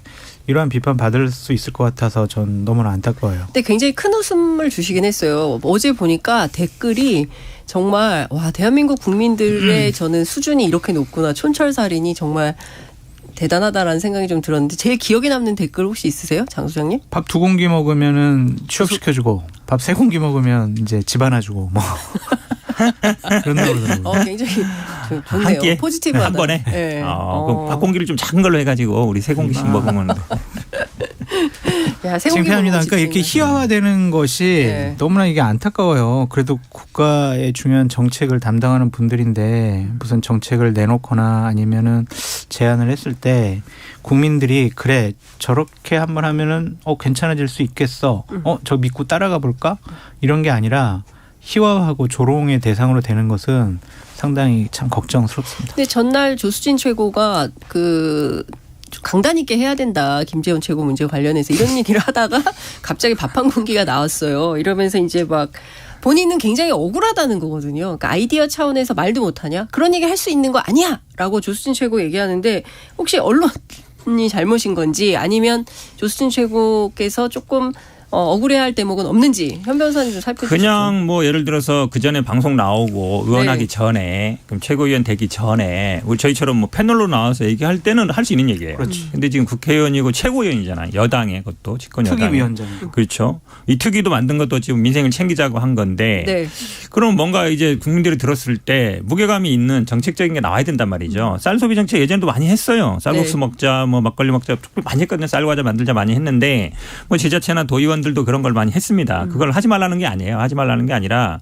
대통령 어쨌든 쌀은 남아들고 있고 그런데 또 쌀농사를 안보의 문제이기 때문에 이거를 포기하면 안 되고 그러면 어떤 방법이 있느냐 이제 그게 고민 지점이거든요. 그러니까 어쨌든 그러면 민주당에서는 뭐 그거를 사주는 걸로 이렇게 법을 올렸는데 거부권을 행사했으면 그럼 국민의힘은 어떻게 할 거냐. 그럼 이거를 예를 들어서 차등적으로 뭐 수매를 한다든지 아니면 어떻게 한다든지 다른 작물로 뭐 바꾼다든지 뭐 이런 걸 얘기 나와야 되기 바라야 되는데 이거는 어찌 보면 그냥 뭐 누구나 할 수 있는 얘기잖아요. 저도 할 수 있는 얘기고 장소영도 할 수 있는 얘기고 다 할 수 있는 얘기잖아요. 굳이 뭐 최고위원이나 국회의원이 나와서 안 해도 되는 얘기거든요. 그러니까 비판받는 거죠. 저는 현근택 우리 평론가님을 압수수색해야 된다고 봐요. 왜 또? 아까 점심을 같이 먹었거든요. 근데 밥을 반 이상 남기더라고요. 그러니까 지금 집권여당의 방침과 다른 행동을 하는 게 대한민국 국민으로서 적절한 행동을 한 것이냐. 반항한 거 아니에요, 반항. 지금 댓글에 엄청나게 막 많이 올라오고 있는데요. 세비로 쌀을 주자. 뭐 이런 얘기. 예전에는 국가 공무원들 쌀로 줬죠. 소금이라든지 그렇죠. 쌀로 줬잖아요. 어느 시대때요? 변홍사 처음 했을 때 그때처럼. 그래서 지금 차라리 세비로 쌀을 주자. 뭐 이런 것도 방법이 될 수 있겠다. 괜찮네. 그러니까 저렇게 조롱의 대상이 되는 게 큰일 났다니까. 우리야 웃고 떠들 수 있지만. 정말 국민의힘 지도부는 대우각성해야 돼요. 김기현 언론 대표 탓하면 안 돼요. 그러니까요. 김기현 대표가 아까 화가 굉장히 많이 나셨다. 그래서 오늘 보수 언론 보니까 육두문자까지 쓰시면서 이 색출. 왜 누가 이런 얘기 하는 거야? 뭐 이런 얘기도 나오고 막 하던데. 전 아니에요. 어떻게 그러니까요. 장수열 소장은 알 것 같아 누군지. 아니에요. 누군지 빨리 얘기하세요. 몰라요. 근데 여하튼 지금 중요한 거는 여당 대표가 잘 안 보인다. 리더십이 좀 부재한 거 아니냐. 그리고 윤리위원장 그만둔 거잖아요. 이양희 위원장도 누가 이 기강을 잡아야 됩니까? 이러면. 어쨌든 당대표가 잡아야죠. 네. 근데 첫 단추를 잘못 끊었어요. 그러니까 김재원 최고위원을 처음에 제대로 징계를 했었어야 네. 최고위원들이 긴장도 하고 당이 분위기가 좀 팽팽해졌을 텐데 그냥 이 사람들이 뭐 집권당 최고위원인지 아니면 방송 패널인지 그냥 틈만 나면은 방송에 나가가지고 여러 가지 말 실수하고 뭐 망언하고 이런 모습들은 안 좋거든요. 그러니까 이 대부분이 최고위원들이 방송 패널을 많이 하시던 분들이잖아요. 그러니까 그냥 방송에서 부르면은 막 나와서 편하게 말씀을 하시는데 그것은 좀 옳지 못한 것 같고 김재원 최고위원 공개 활동 한 달 정지 이거에 덧붙여서 최고위원들도 좀 방송 활동을 자제할 필요가 있어요. 많이 나가면 말실수할 수밖에 없고 저렇게 설익은 대책 논의 초기 단계에서 논의한 것도 방송 나가서 말을 하게 되면 논란이 되잖아요. 그래서 김기현 대표가 좀 최고위원들 방송 좀 줄이라고 얘기하실 필요가 있어요. 왜냐하면 그 사람들이 나가면 하는 얘기가 당의 방침으로 읽혀질 수 있거든요. 그러면은 당으로서는 상당히 부담스러울 수밖에 없죠. 근데 이게 선거 자체가 이제 미디어 선거라서 방송 출연을 또 많이 해야 인지도가 올라가고 그렇죠. 그러니까 또 서로 민주당도 마찬가지예요, 그것은. 민주당 야당이니까 괜찮아요. 근데 국민의힘만 출연하지 말라고. 집권 여당 최고위원의 말 한마디에 무게감을 느껴야 된다니까요. 예. 정치적으로 얼마나 지금 파장이 큽니까? 그냥 조수진 최고위원이 그냥 국회의원으로서 방송에 나가서 한마디 하면은 이게 이렇게 논란이 되겠냐고요. 예. 지금 청취자분들이 장 소장님이 자기가 그 대신 그 자리를 다 출연하려고 하는 거 아니냐. 어떻게 알았지? 일리 있어. 왜냐면 여기 가깝고 그러니까. 지금도 방송 많이 하시는데 더 하려고 뭐 이런. 사심 방송 뭐 이런 거 아니에요? 저는 당을 위해서 그런 건의를 꼭 드리고 싶어요. 그러니까 이준석 대표가 처음에 당대표 됐을 때 방송 많이 나왔잖아요. 그래서 공개적으로 얘기했어요. 당대표로서 자리에 무게감을 느껴야 한다. 그러려면 좀 말을 줄여야 된다. 모든 현안에 대해서 나가서 방송 나가서 얘기하는 것은 위험할 수가 있다. 그렇게 얘기를 했었거든요. 마찬가지예요. 말을 잘하면 되죠. 우리 김경민 최고는 말을 그렇게 많이 하는데 논란이 안 되잖아요. 그러니까요. 그분은 듣는 분들한테 논란이 될 때가 있어요. 그런데 이제 김기현 대표가 윤리위원회를 이제 조속히 구성을 해서 언행으로 무리를 빚은 사람에게 벌점을 주겠다. 이런 입장을 밝혔습니다. 벌점. 이게 무슨 교통법규 위반. 아마 중학생들 그렇죠. 벌점이 쌓이면 이제 공천이나 이런데 이제 물을 내주겠다는 건데. 근데 저는 이런 식으로 해서 해결이 안 될 것 같은 게 왜냐하면 김기현 당 대표가 사실은 어찌 보면 이제 딱 그립감을 가지고 리더를 하면 령이 서야 되잖아요. 근데 국민의힘에 있는 어떤 의원들이 다음에 공천은 김기현 대표가 다 할 거야. 이렇게 생각하는 사람 누가 있겠어요. 어디다 용산에 다 할 거야. 이렇게 생각할 거 아니에요. 그러니까 김기현 대표 눈치를 별로 안 봐요. 볼 사람이 없죠.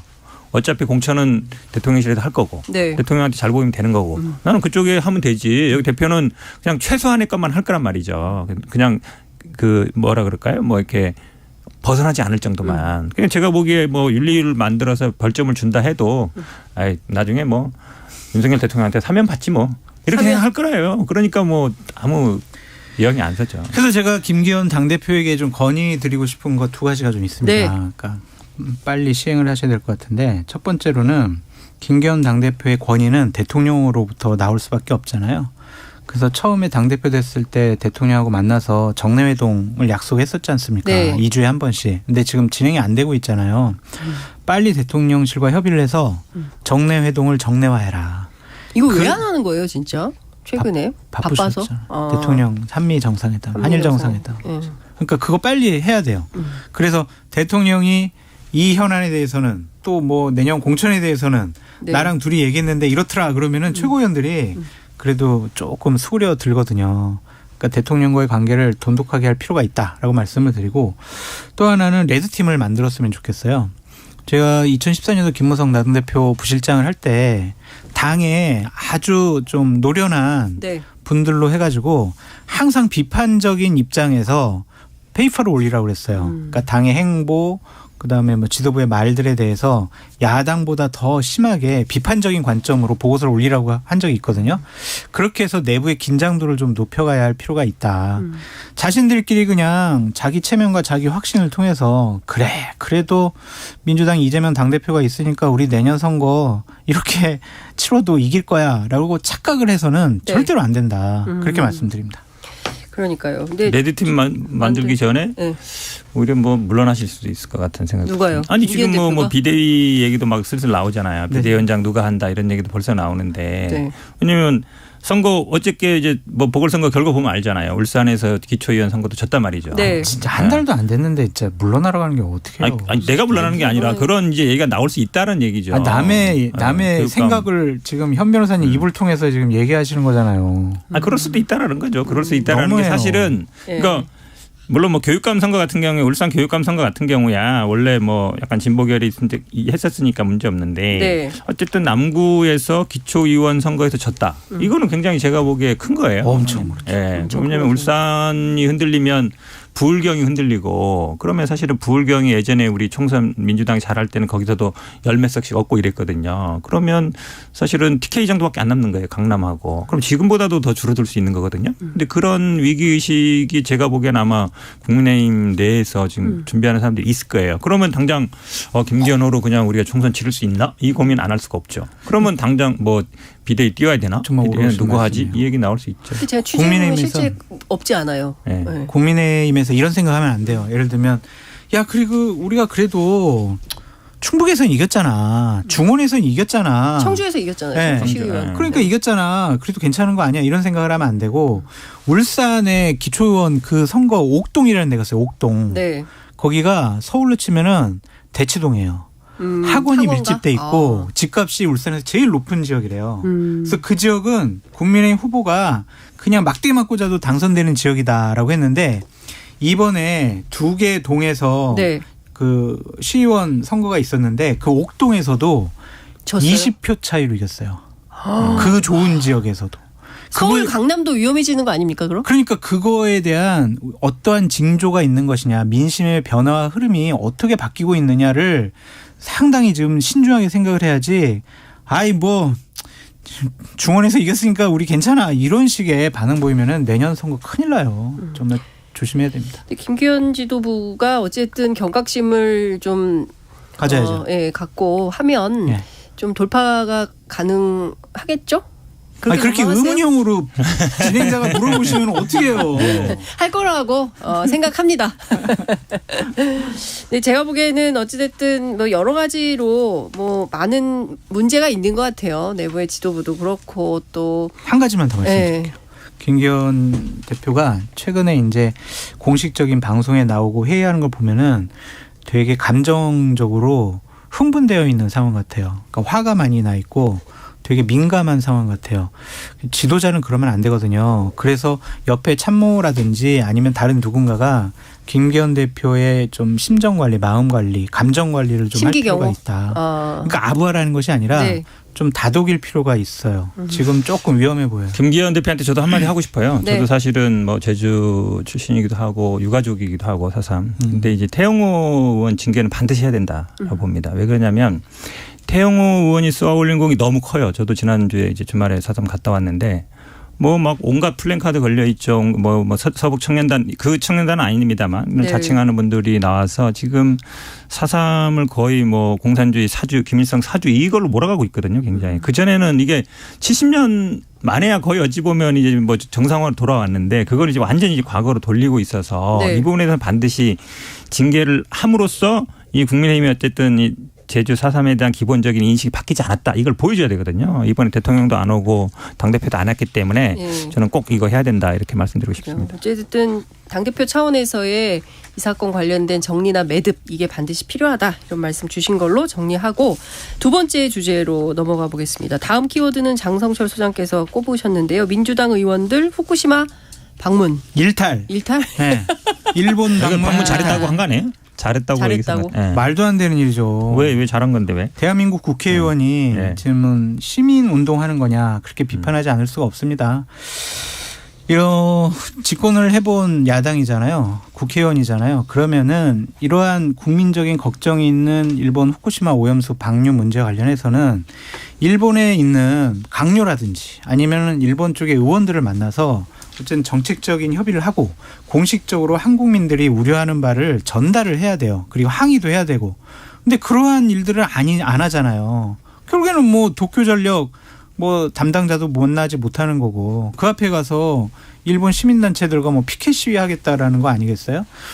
이게 뭐예요? 이거는 국익을 해치는 행위다라고 볼 수밖에 없고 국민의 생명과 안전 문제를 갖고 정쟁의 수단으로 이용하는 거다. 이거는 국회의원답지 않아요. 국회의원들 이러면 안 된다라고 말씀을 드립니다.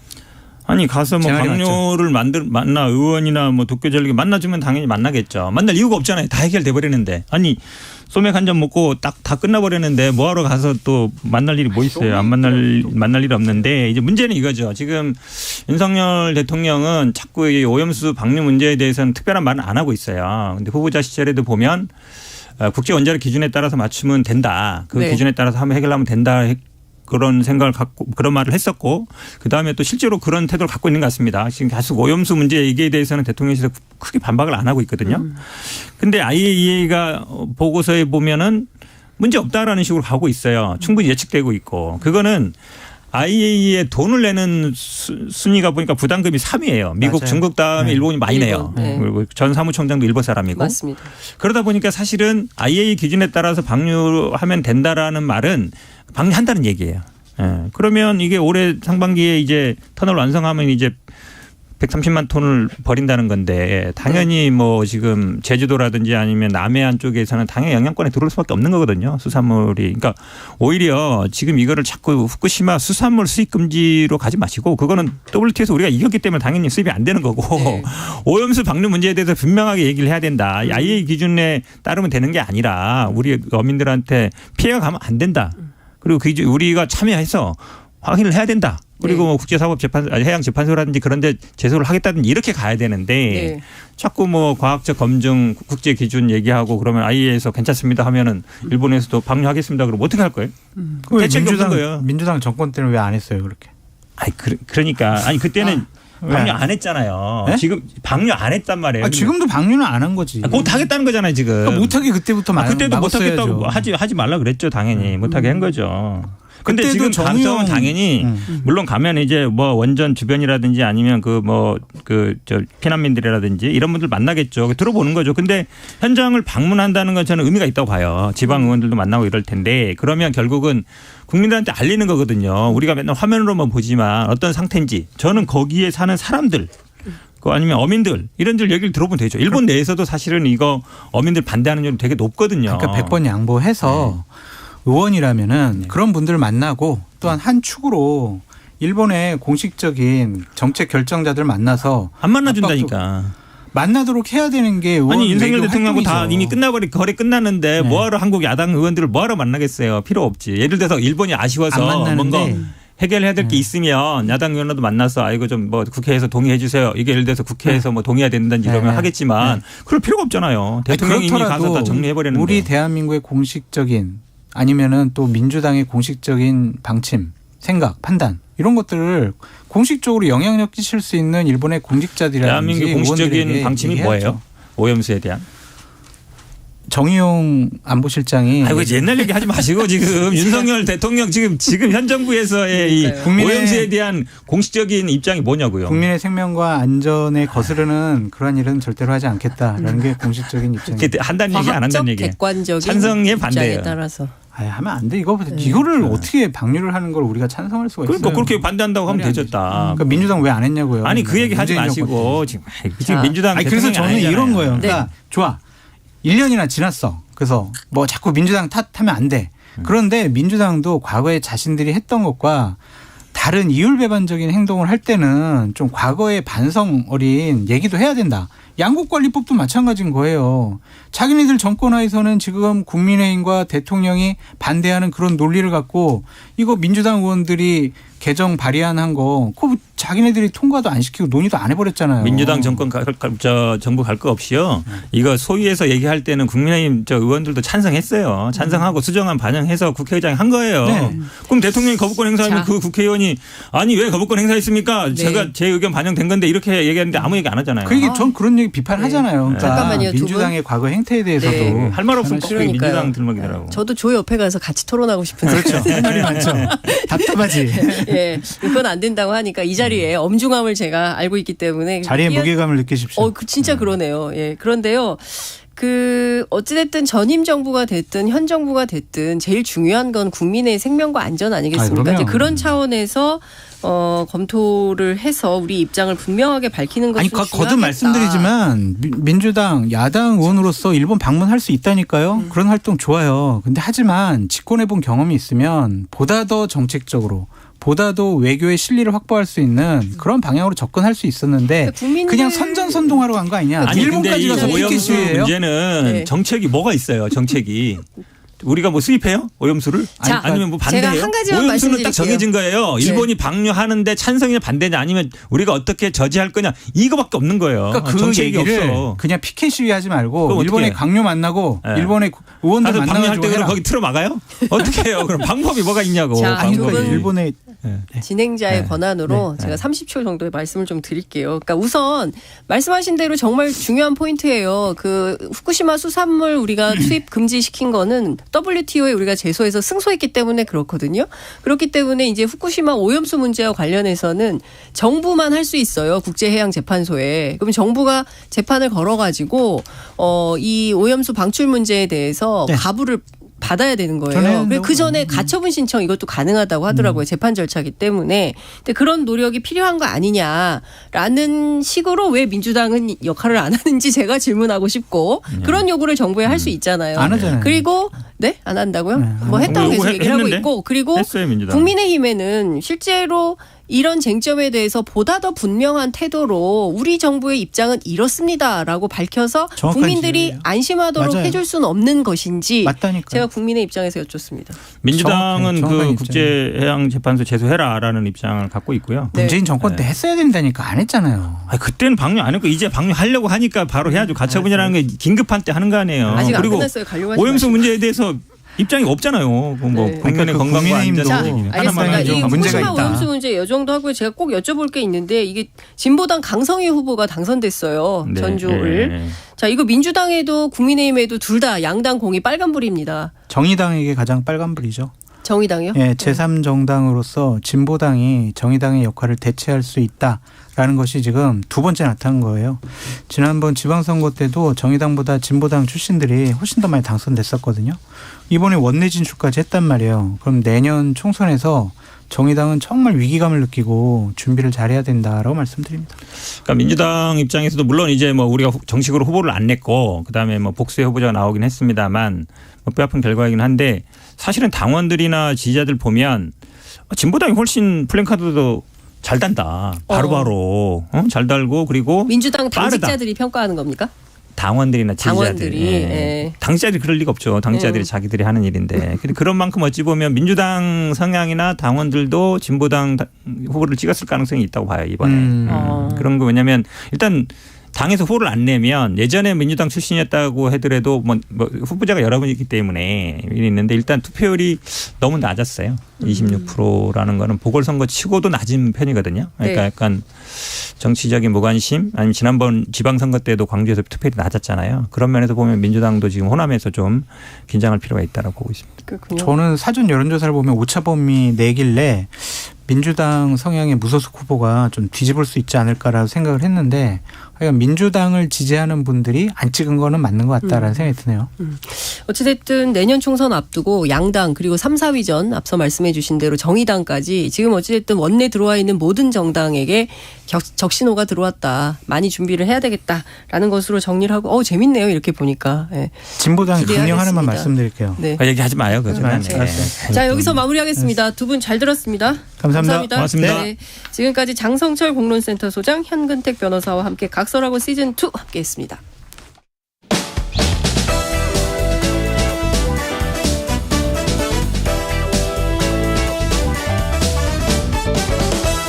최영일의 시사본부는 여러분과 함께합니다. 짧은 문자 50원, 긴 문자 100원이 드는 샵 9730.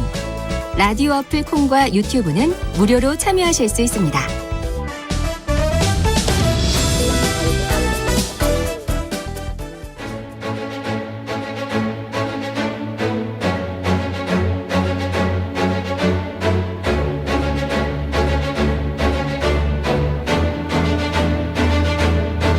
하는 분이.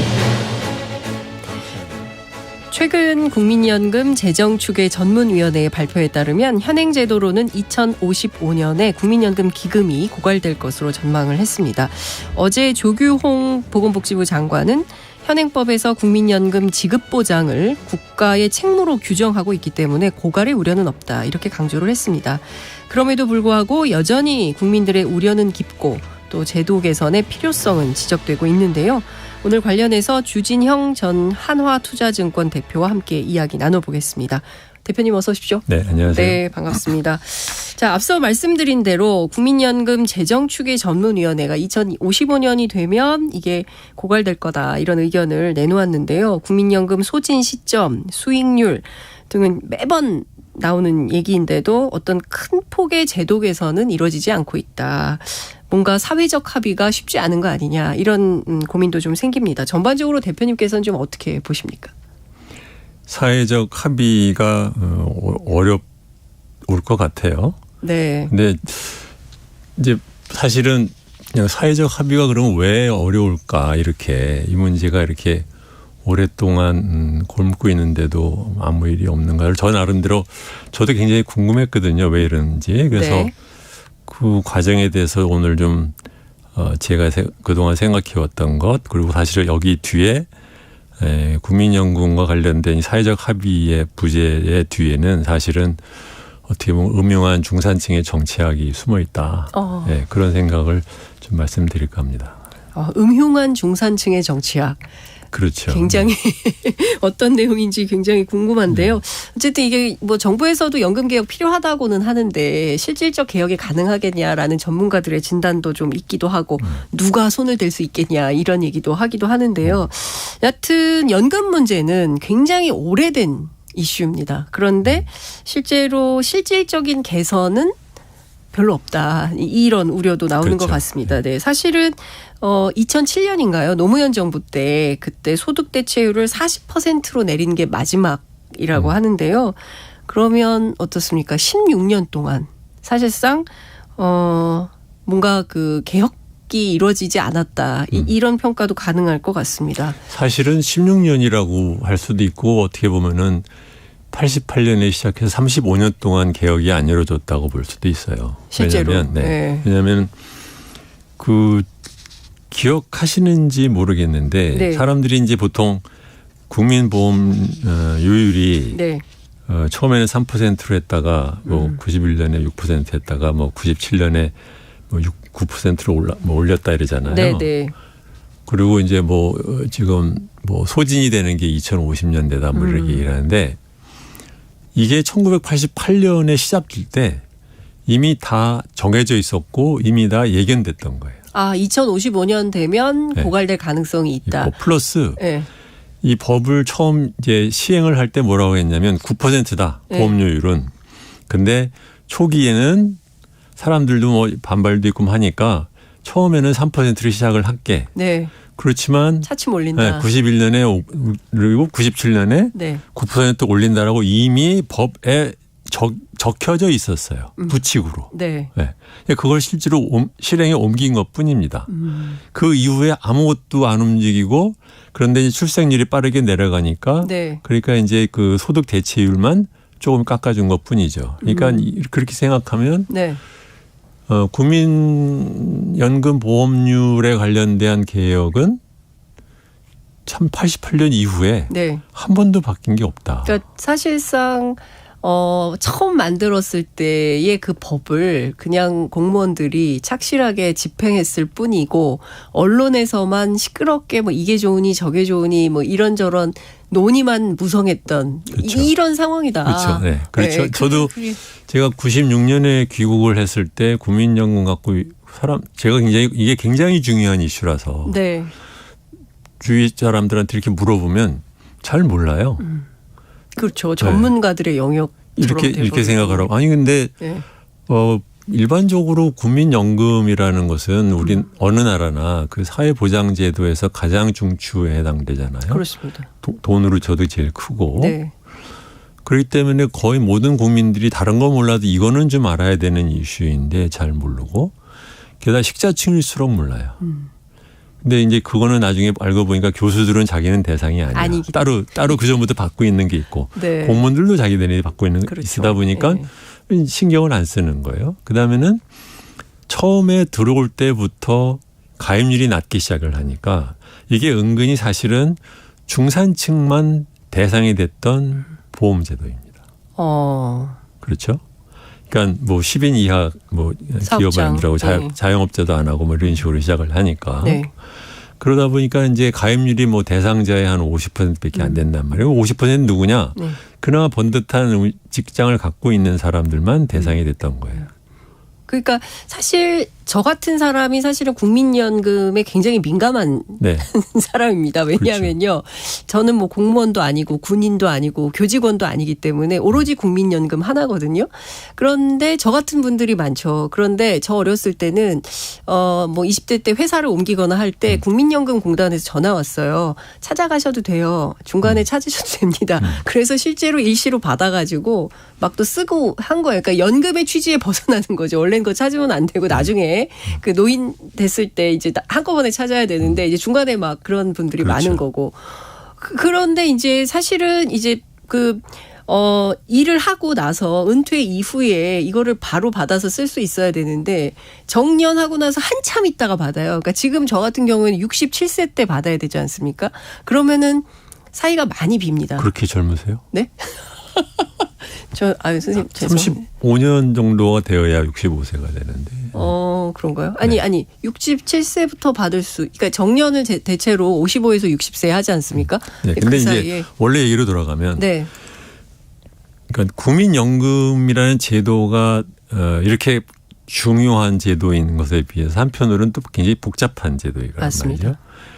그런데 그러면은 이러한 제도가 그러면 다른 나라의 경우는 어떻게 도입이 됐느냐 하면은 노동자 계층이나 아니면은 노년이 됐는데 가난한 사람들 사이에서 이것에 대한 욕구가 이제 커지면서 그것이 정치적으로 승화가 되면서 어떻게 보면은 그 사람들의 요구가 정치적으로 전환이 되는 과정에서 국민연금제도라는 게 이제 들어온단 말이죠. 네. 다른 나라의 경우에는.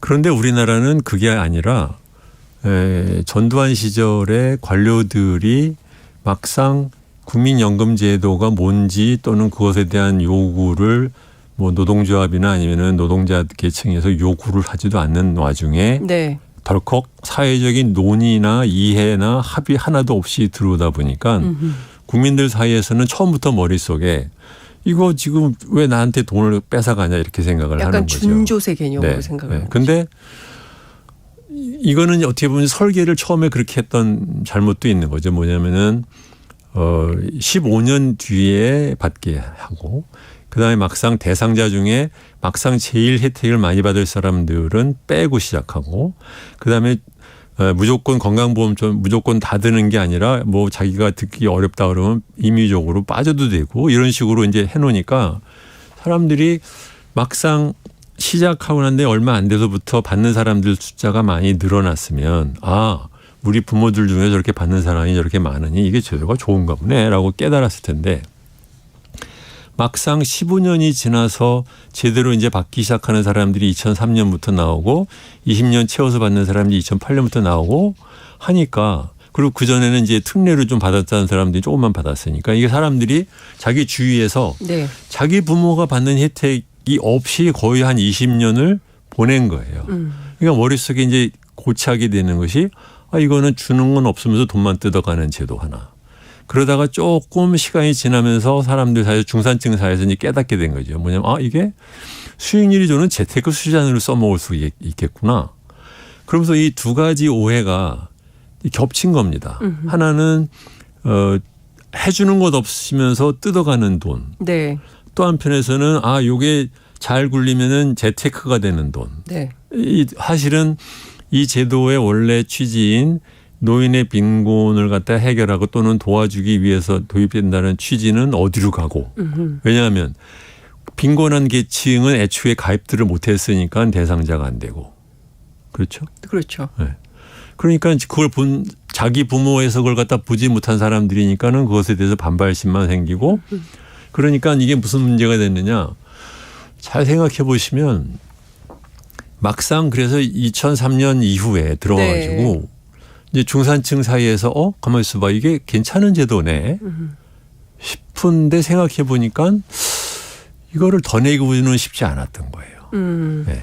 보장률은 좋은데 이 세율은 낮으니까 네. 이것을 유지하고 싶은 그 생각이 있는 거죠. 근데 뭐 우리나라 뭐 공무원들이나 아니면은 뭐 기자들도 다 사실은 그 기득권층에 속해 있으니까 계속해서 이 보험료율 올라가는 거는 싫은 겁니다. 그러니까 이제 유시민 씨가 장관할 때 네. 이 뭐라고 하자면 이제 대체율을 낮추는 것만 했지만 저는 그때 사실은 대체율을 낮추지 않고 더 어렵도록 놔뒀어야 되지 않느냐 싶은데 어쨌든 하고 나서는 지금 베이비 부모 세대들이 살살살 이제 자기네들이 은퇴할 때가 되니까 이제는 좀 올려야 되는 거 아니야? 네. 자기가 낼 때는 이제 다 지나갔으니까요. 예. 네. 근데 이렇게 그 이 뒤에는 말하자면 이 음흉한 중산층의 정치학이 있다라는 거예요. 에이. 왜냐하면 또 한편으로는 네. 이게 잘 보시면 국민연금이라는 것은 사실은 사회적 보험이기 때문에 돈이 없는 사람한테 돈이 더 많이 가는 거잖아요. 근데 가뜩이나 이제 돈이 없는 사람들은 가입들을 못했어요. 그럼 그 중에서 이제 뭐 상위 50%만 가입을 했다고 치면, 네. 근데 이 중에 상당수 사람들은 부동산 값 올라가네. 그럼 나는 내 노후 자산은 내 집값 오르는 거 처분하면 될지도 몰라. 그렇게 생각을 하는 거예요. 자기 딴에는. 네. 그러니까 더욱더 내고 싶지가 않은 거죠. 그러니까 그 사람들 생각에 내가 이게 지금이라도 이런 것을 갖다 만들어 놓지 않으면 나중에서 노후 자산이 소득이 부족하겠다는 생각을 하는 사람들이 많을수록 네. 지금이라도 올려야겠다는 생각들을 했을 텐데 네. 대체율은 낮아지는데 나보고 더 내려네? 그러면은 나는 싫고. 네. 그러면 이제 그 사람들은 그렇다고 쳐도 그러니까 이건 어느 나라나 마찬가지입니다. 소위 말하면 예. 중상층은 국민연금 보험률이 올라가는 걸 다 싫어해요. 그건 어느 나라 그렇습니다. 그러면 왜 근데 다른 나라들은 올렸느냐? 네. 중하층이 올리는 걸 요구했기 때문에 올라가는 건데 우리나라 중하층은 하나는 아예 대상자가 아니었고 네. 또 하나는 잘 몰라요. 그러니까 중하층에서 요구는 별로 강하지가 않고 그러다 보니까 이것이 지금 35년이 되도록 네. 보험료율을 안 오른 채 지금까지 오고 있는 거죠. 그래서 윤석열 정부에서 뭐 개혁을 하겠다라고 하는데 지금 그 안도 변변하게 나오지 않은 것 같거든요. 어떤 방향으로 어떻게 개혁을 하겠다 이런 내용은 좀 잘 안 나오는 것 같은데 앞서 말씀해 주신 대로 88년부터 지금까지 하나도 안 바뀌고 그때 했던 대로 간다면 이 고갈을 예상했다고 한다면 그때도 이미 저출생은 그 예고된 그때보다 사실은 출산율이 더 낮아졌죠. 그러니까 네. 네, 뭐 지금 이런 상황이고 그리고 이 저출생 문제가 계속되는 한 연금 문제 해결하기가 어렵고 그리고 많이 내고 덜 받고 싶은 사람은 없잖아요. 근데 최소한 내는 만큼은 받아야 되는데 혹시라도 그렇게 되지 않을까. 혹시 기금이 고갈돼서 내가 찾아가는 돈까지 없어지는 거 아닐까. 이런 위기감. 지금 기금 고갈 얘기를 갖고 우리가 지금 한 10년 동안 네. 그 타령을 갖다 하는 것도 결국은 중산층의 음흉한 정치의 시작이다. 왜냐하면 네. 어이구, 네. 왜냐하면 네. 원래 국민연금 제도가 왜 들어왔습니까? 노인의 빈곤을 위험으로부터 보호해주기 위해서 들어왔는데 네. 막상 노인 빈곤율은 40%에 해당돼요. 예, 너무 심각합니다. 근데 그거는 내일이 아니야. 그렇죠. 왜 이거는 국민연금 안에서 어떻게 해결할 생각은 안 하고 열심히 고갈되는 얘기만 그것도 30년 뒤에 고갈된 얘기만 주구장창 노래를 부르느냐. 왜? 난 더 내기 싫으니까 이 노래를 하는 거예요. 사실은요. 네. 그러니까 고갈 얘기를 하면서 네. 고갈 얘기를 하면서 보험료율을 올리자라고 하는 말은 어떻게 보면은 자가당착에 가까운 겁니다. 그래봤자 받는 사람 좋은 사람만 받자는 얘기인데 네. 그러면 나머지 사람은 어떻게 하겠다는 얘기가 없잖아요. 그렇죠. 그렇잖아요. 근데 이게 정말 이상한 것이 예를 들면 저는 여성들도 왜 이런 문제들을 제기를 안 했는지를 저는 잘 이해가 안 가는데 뭐냐면 예를 들어볼게요. 네. 미국에서 사회보험 보장제도가 시작된 게 37년입니다. 35년에 법이 통과돼서 37년에 시작이 됐는데 네. 2년 뒤에 법이 개정이 돼서 39년에 바뀌어요. 그러면서 어떻게 되냐면 원래 소득 대체율을 예를 들면 40%라고 치면 네. 그런데 만약에 그 사람한테 배우자가 있다. 그러면 50%를 더 줍니다. 무조건. 미국이요? 네. 그 얘기는 뭐냐면 아니 당연하잖아요. 나이 들었는데 뭐 싱글인 노인이 얼마나 많겠어요. 그렇죠? 근데 우리나라는 전혀 없어요. 여성이 있는데 50% 주는 게 없잖아요. 부양가족에 대해서 주는 돈이 있긴입니다. 네. 연에 한 30만 원 더 줘요. 1년에. 네, 이건 주나마나한 장난이죠, 사실은요. 근데 이것을 왜 우리나라 여성 운동하는 사람들이 이 문제를 제기를 안 하는지 전 정말 너무 이상하더라고요. 미국의 사례를 잘 몰라서. 아니 이건 미국의 사례를 상식적으로 생각하면 네. 그렇잖아요. 맞네요. 지금이라도 여성운동 단체들이 이 방송을 듣고 즉각적으로 국민연금 내야 되는 후세대를 다 누가 낳았어요? 여자들이 낳았잖아요. 누가 맞습니다. 길렀어요? 엄마들이 길렀잖아요. 엄마들이 길렀죠. 근데 나는 애 기르고 엄마 하느라고 직장을 못 다녔다고 넌 노인 됐어도 남편 돈만 받아가라? 이게 무슨 말도 안 되는 제도예요. 그럼 여성들도 따로 가입하세요. 뭐 이런 거 아니에요? 그러니까요. 아니 취직은 여자들은 결혼하면 직장에서 쫓아내고 맞아요. 월급은 남자들보다 차별해서 주면서 막상 나중에 노년에 대해서는 네가 가입하든가 말든가 이게 지금 뭐 하는 짓이에요. 근데 그것에 대해서 뭐 얘기들을 하네. 선생님 말씀 드리니까 갑자기 화가 확 나는 생각 드네요. 근데 이게 이게 뭐냐면 결국은 네. 우리나라가 어떻게 보면 이제 노동시장이 경직화되면서 노조가 참호를 파고 규정 노조가 되면서 그러면서 이것이 우리나라의 각종 사회보험제도에 왜곡을 불러일으키는 거예요. 예를 들면 건강보험제도 같은 경우에 네. 자기들은 직장이 있으니까 우리 부모는 피부양자를 올려가지고 돈 안 내고도 의료보험 혜택을 받게 받을 수 있죠. 네. 예. 거기 그러니까 그러니까 공돈인데 돈이 자기네 부모가 소득이 있던 어떤 간에 그러니까 노조가 반대하니까 이 피부양자 제도 고치는 거를 여전히 지금 제대로 못 고치고 있죠. 국민연금도 마찬가지예요.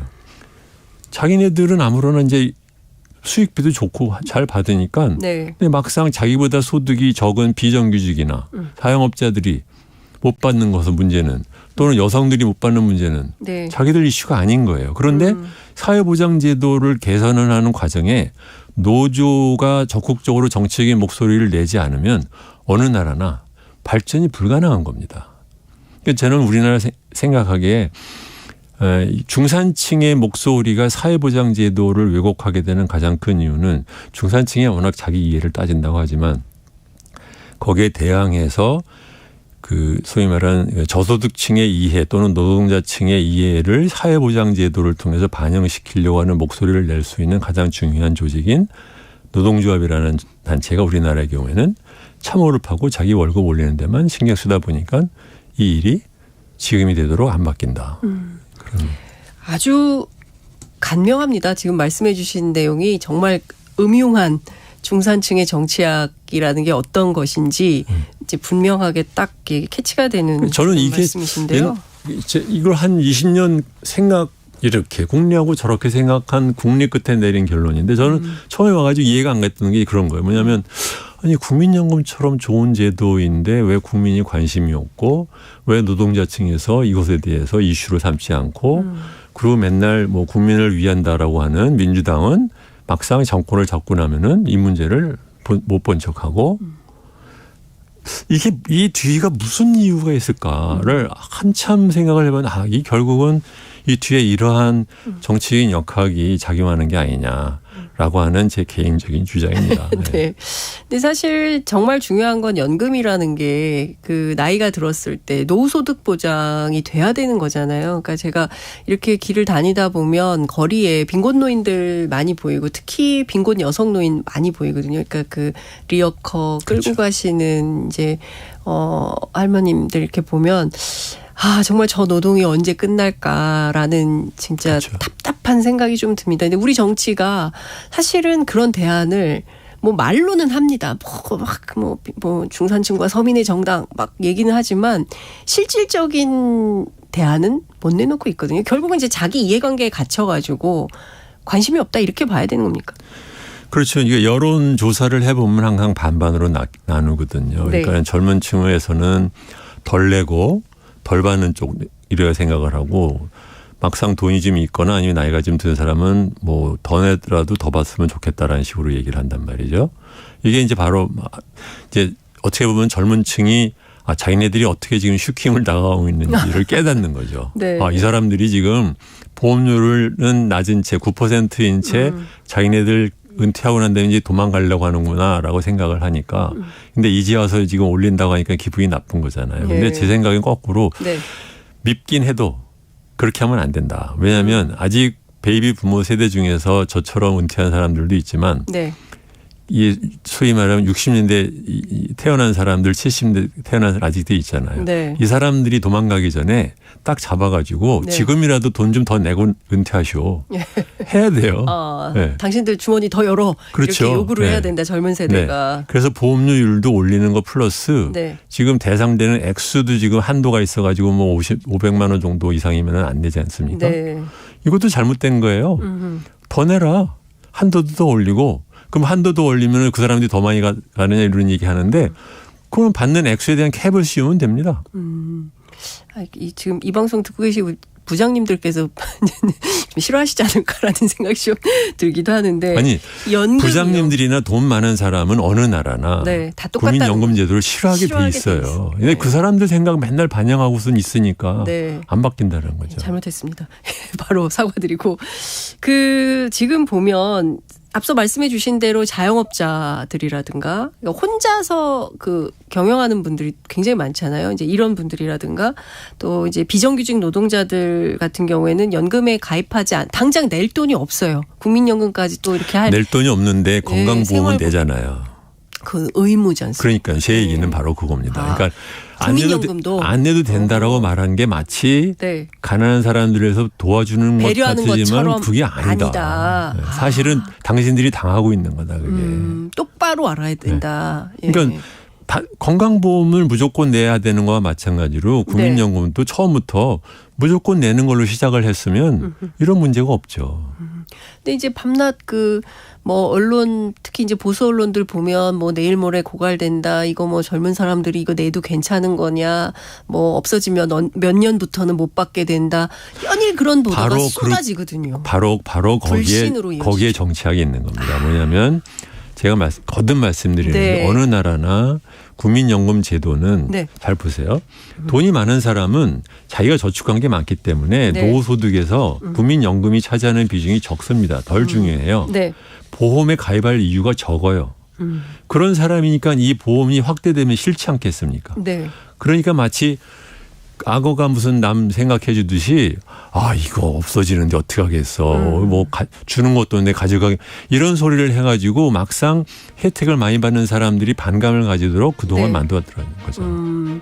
그러니까요. 지금 말씀 주신 내용을 들어보니까 정말 어려울수록 우리가 이 제도를 통해서 보호받을 수 있다. 보호받고 있다라는 걸 느낄 수 있어야 되는데 지금 현실은 그렇지 않기 때문에 정말 새로운 실질적인 대책이 필요하다라는 진단 주신 걸로 마무리를 해야 될 것 같습니다. 시간이 다 돼가지고요. 너무 좀 더 듣고 싶은데 마무리해야 될 것 같습니다. 오늘 말씀 잘 들었습니다. 감사합니다. 안녕히 계세요. 지금까지 주진영 전 한화투자증권 대표와 함께했습니다. 시사본부 오늘 준비한 소식은 여기까지입니다. 저는 건강상의 이유로 자리를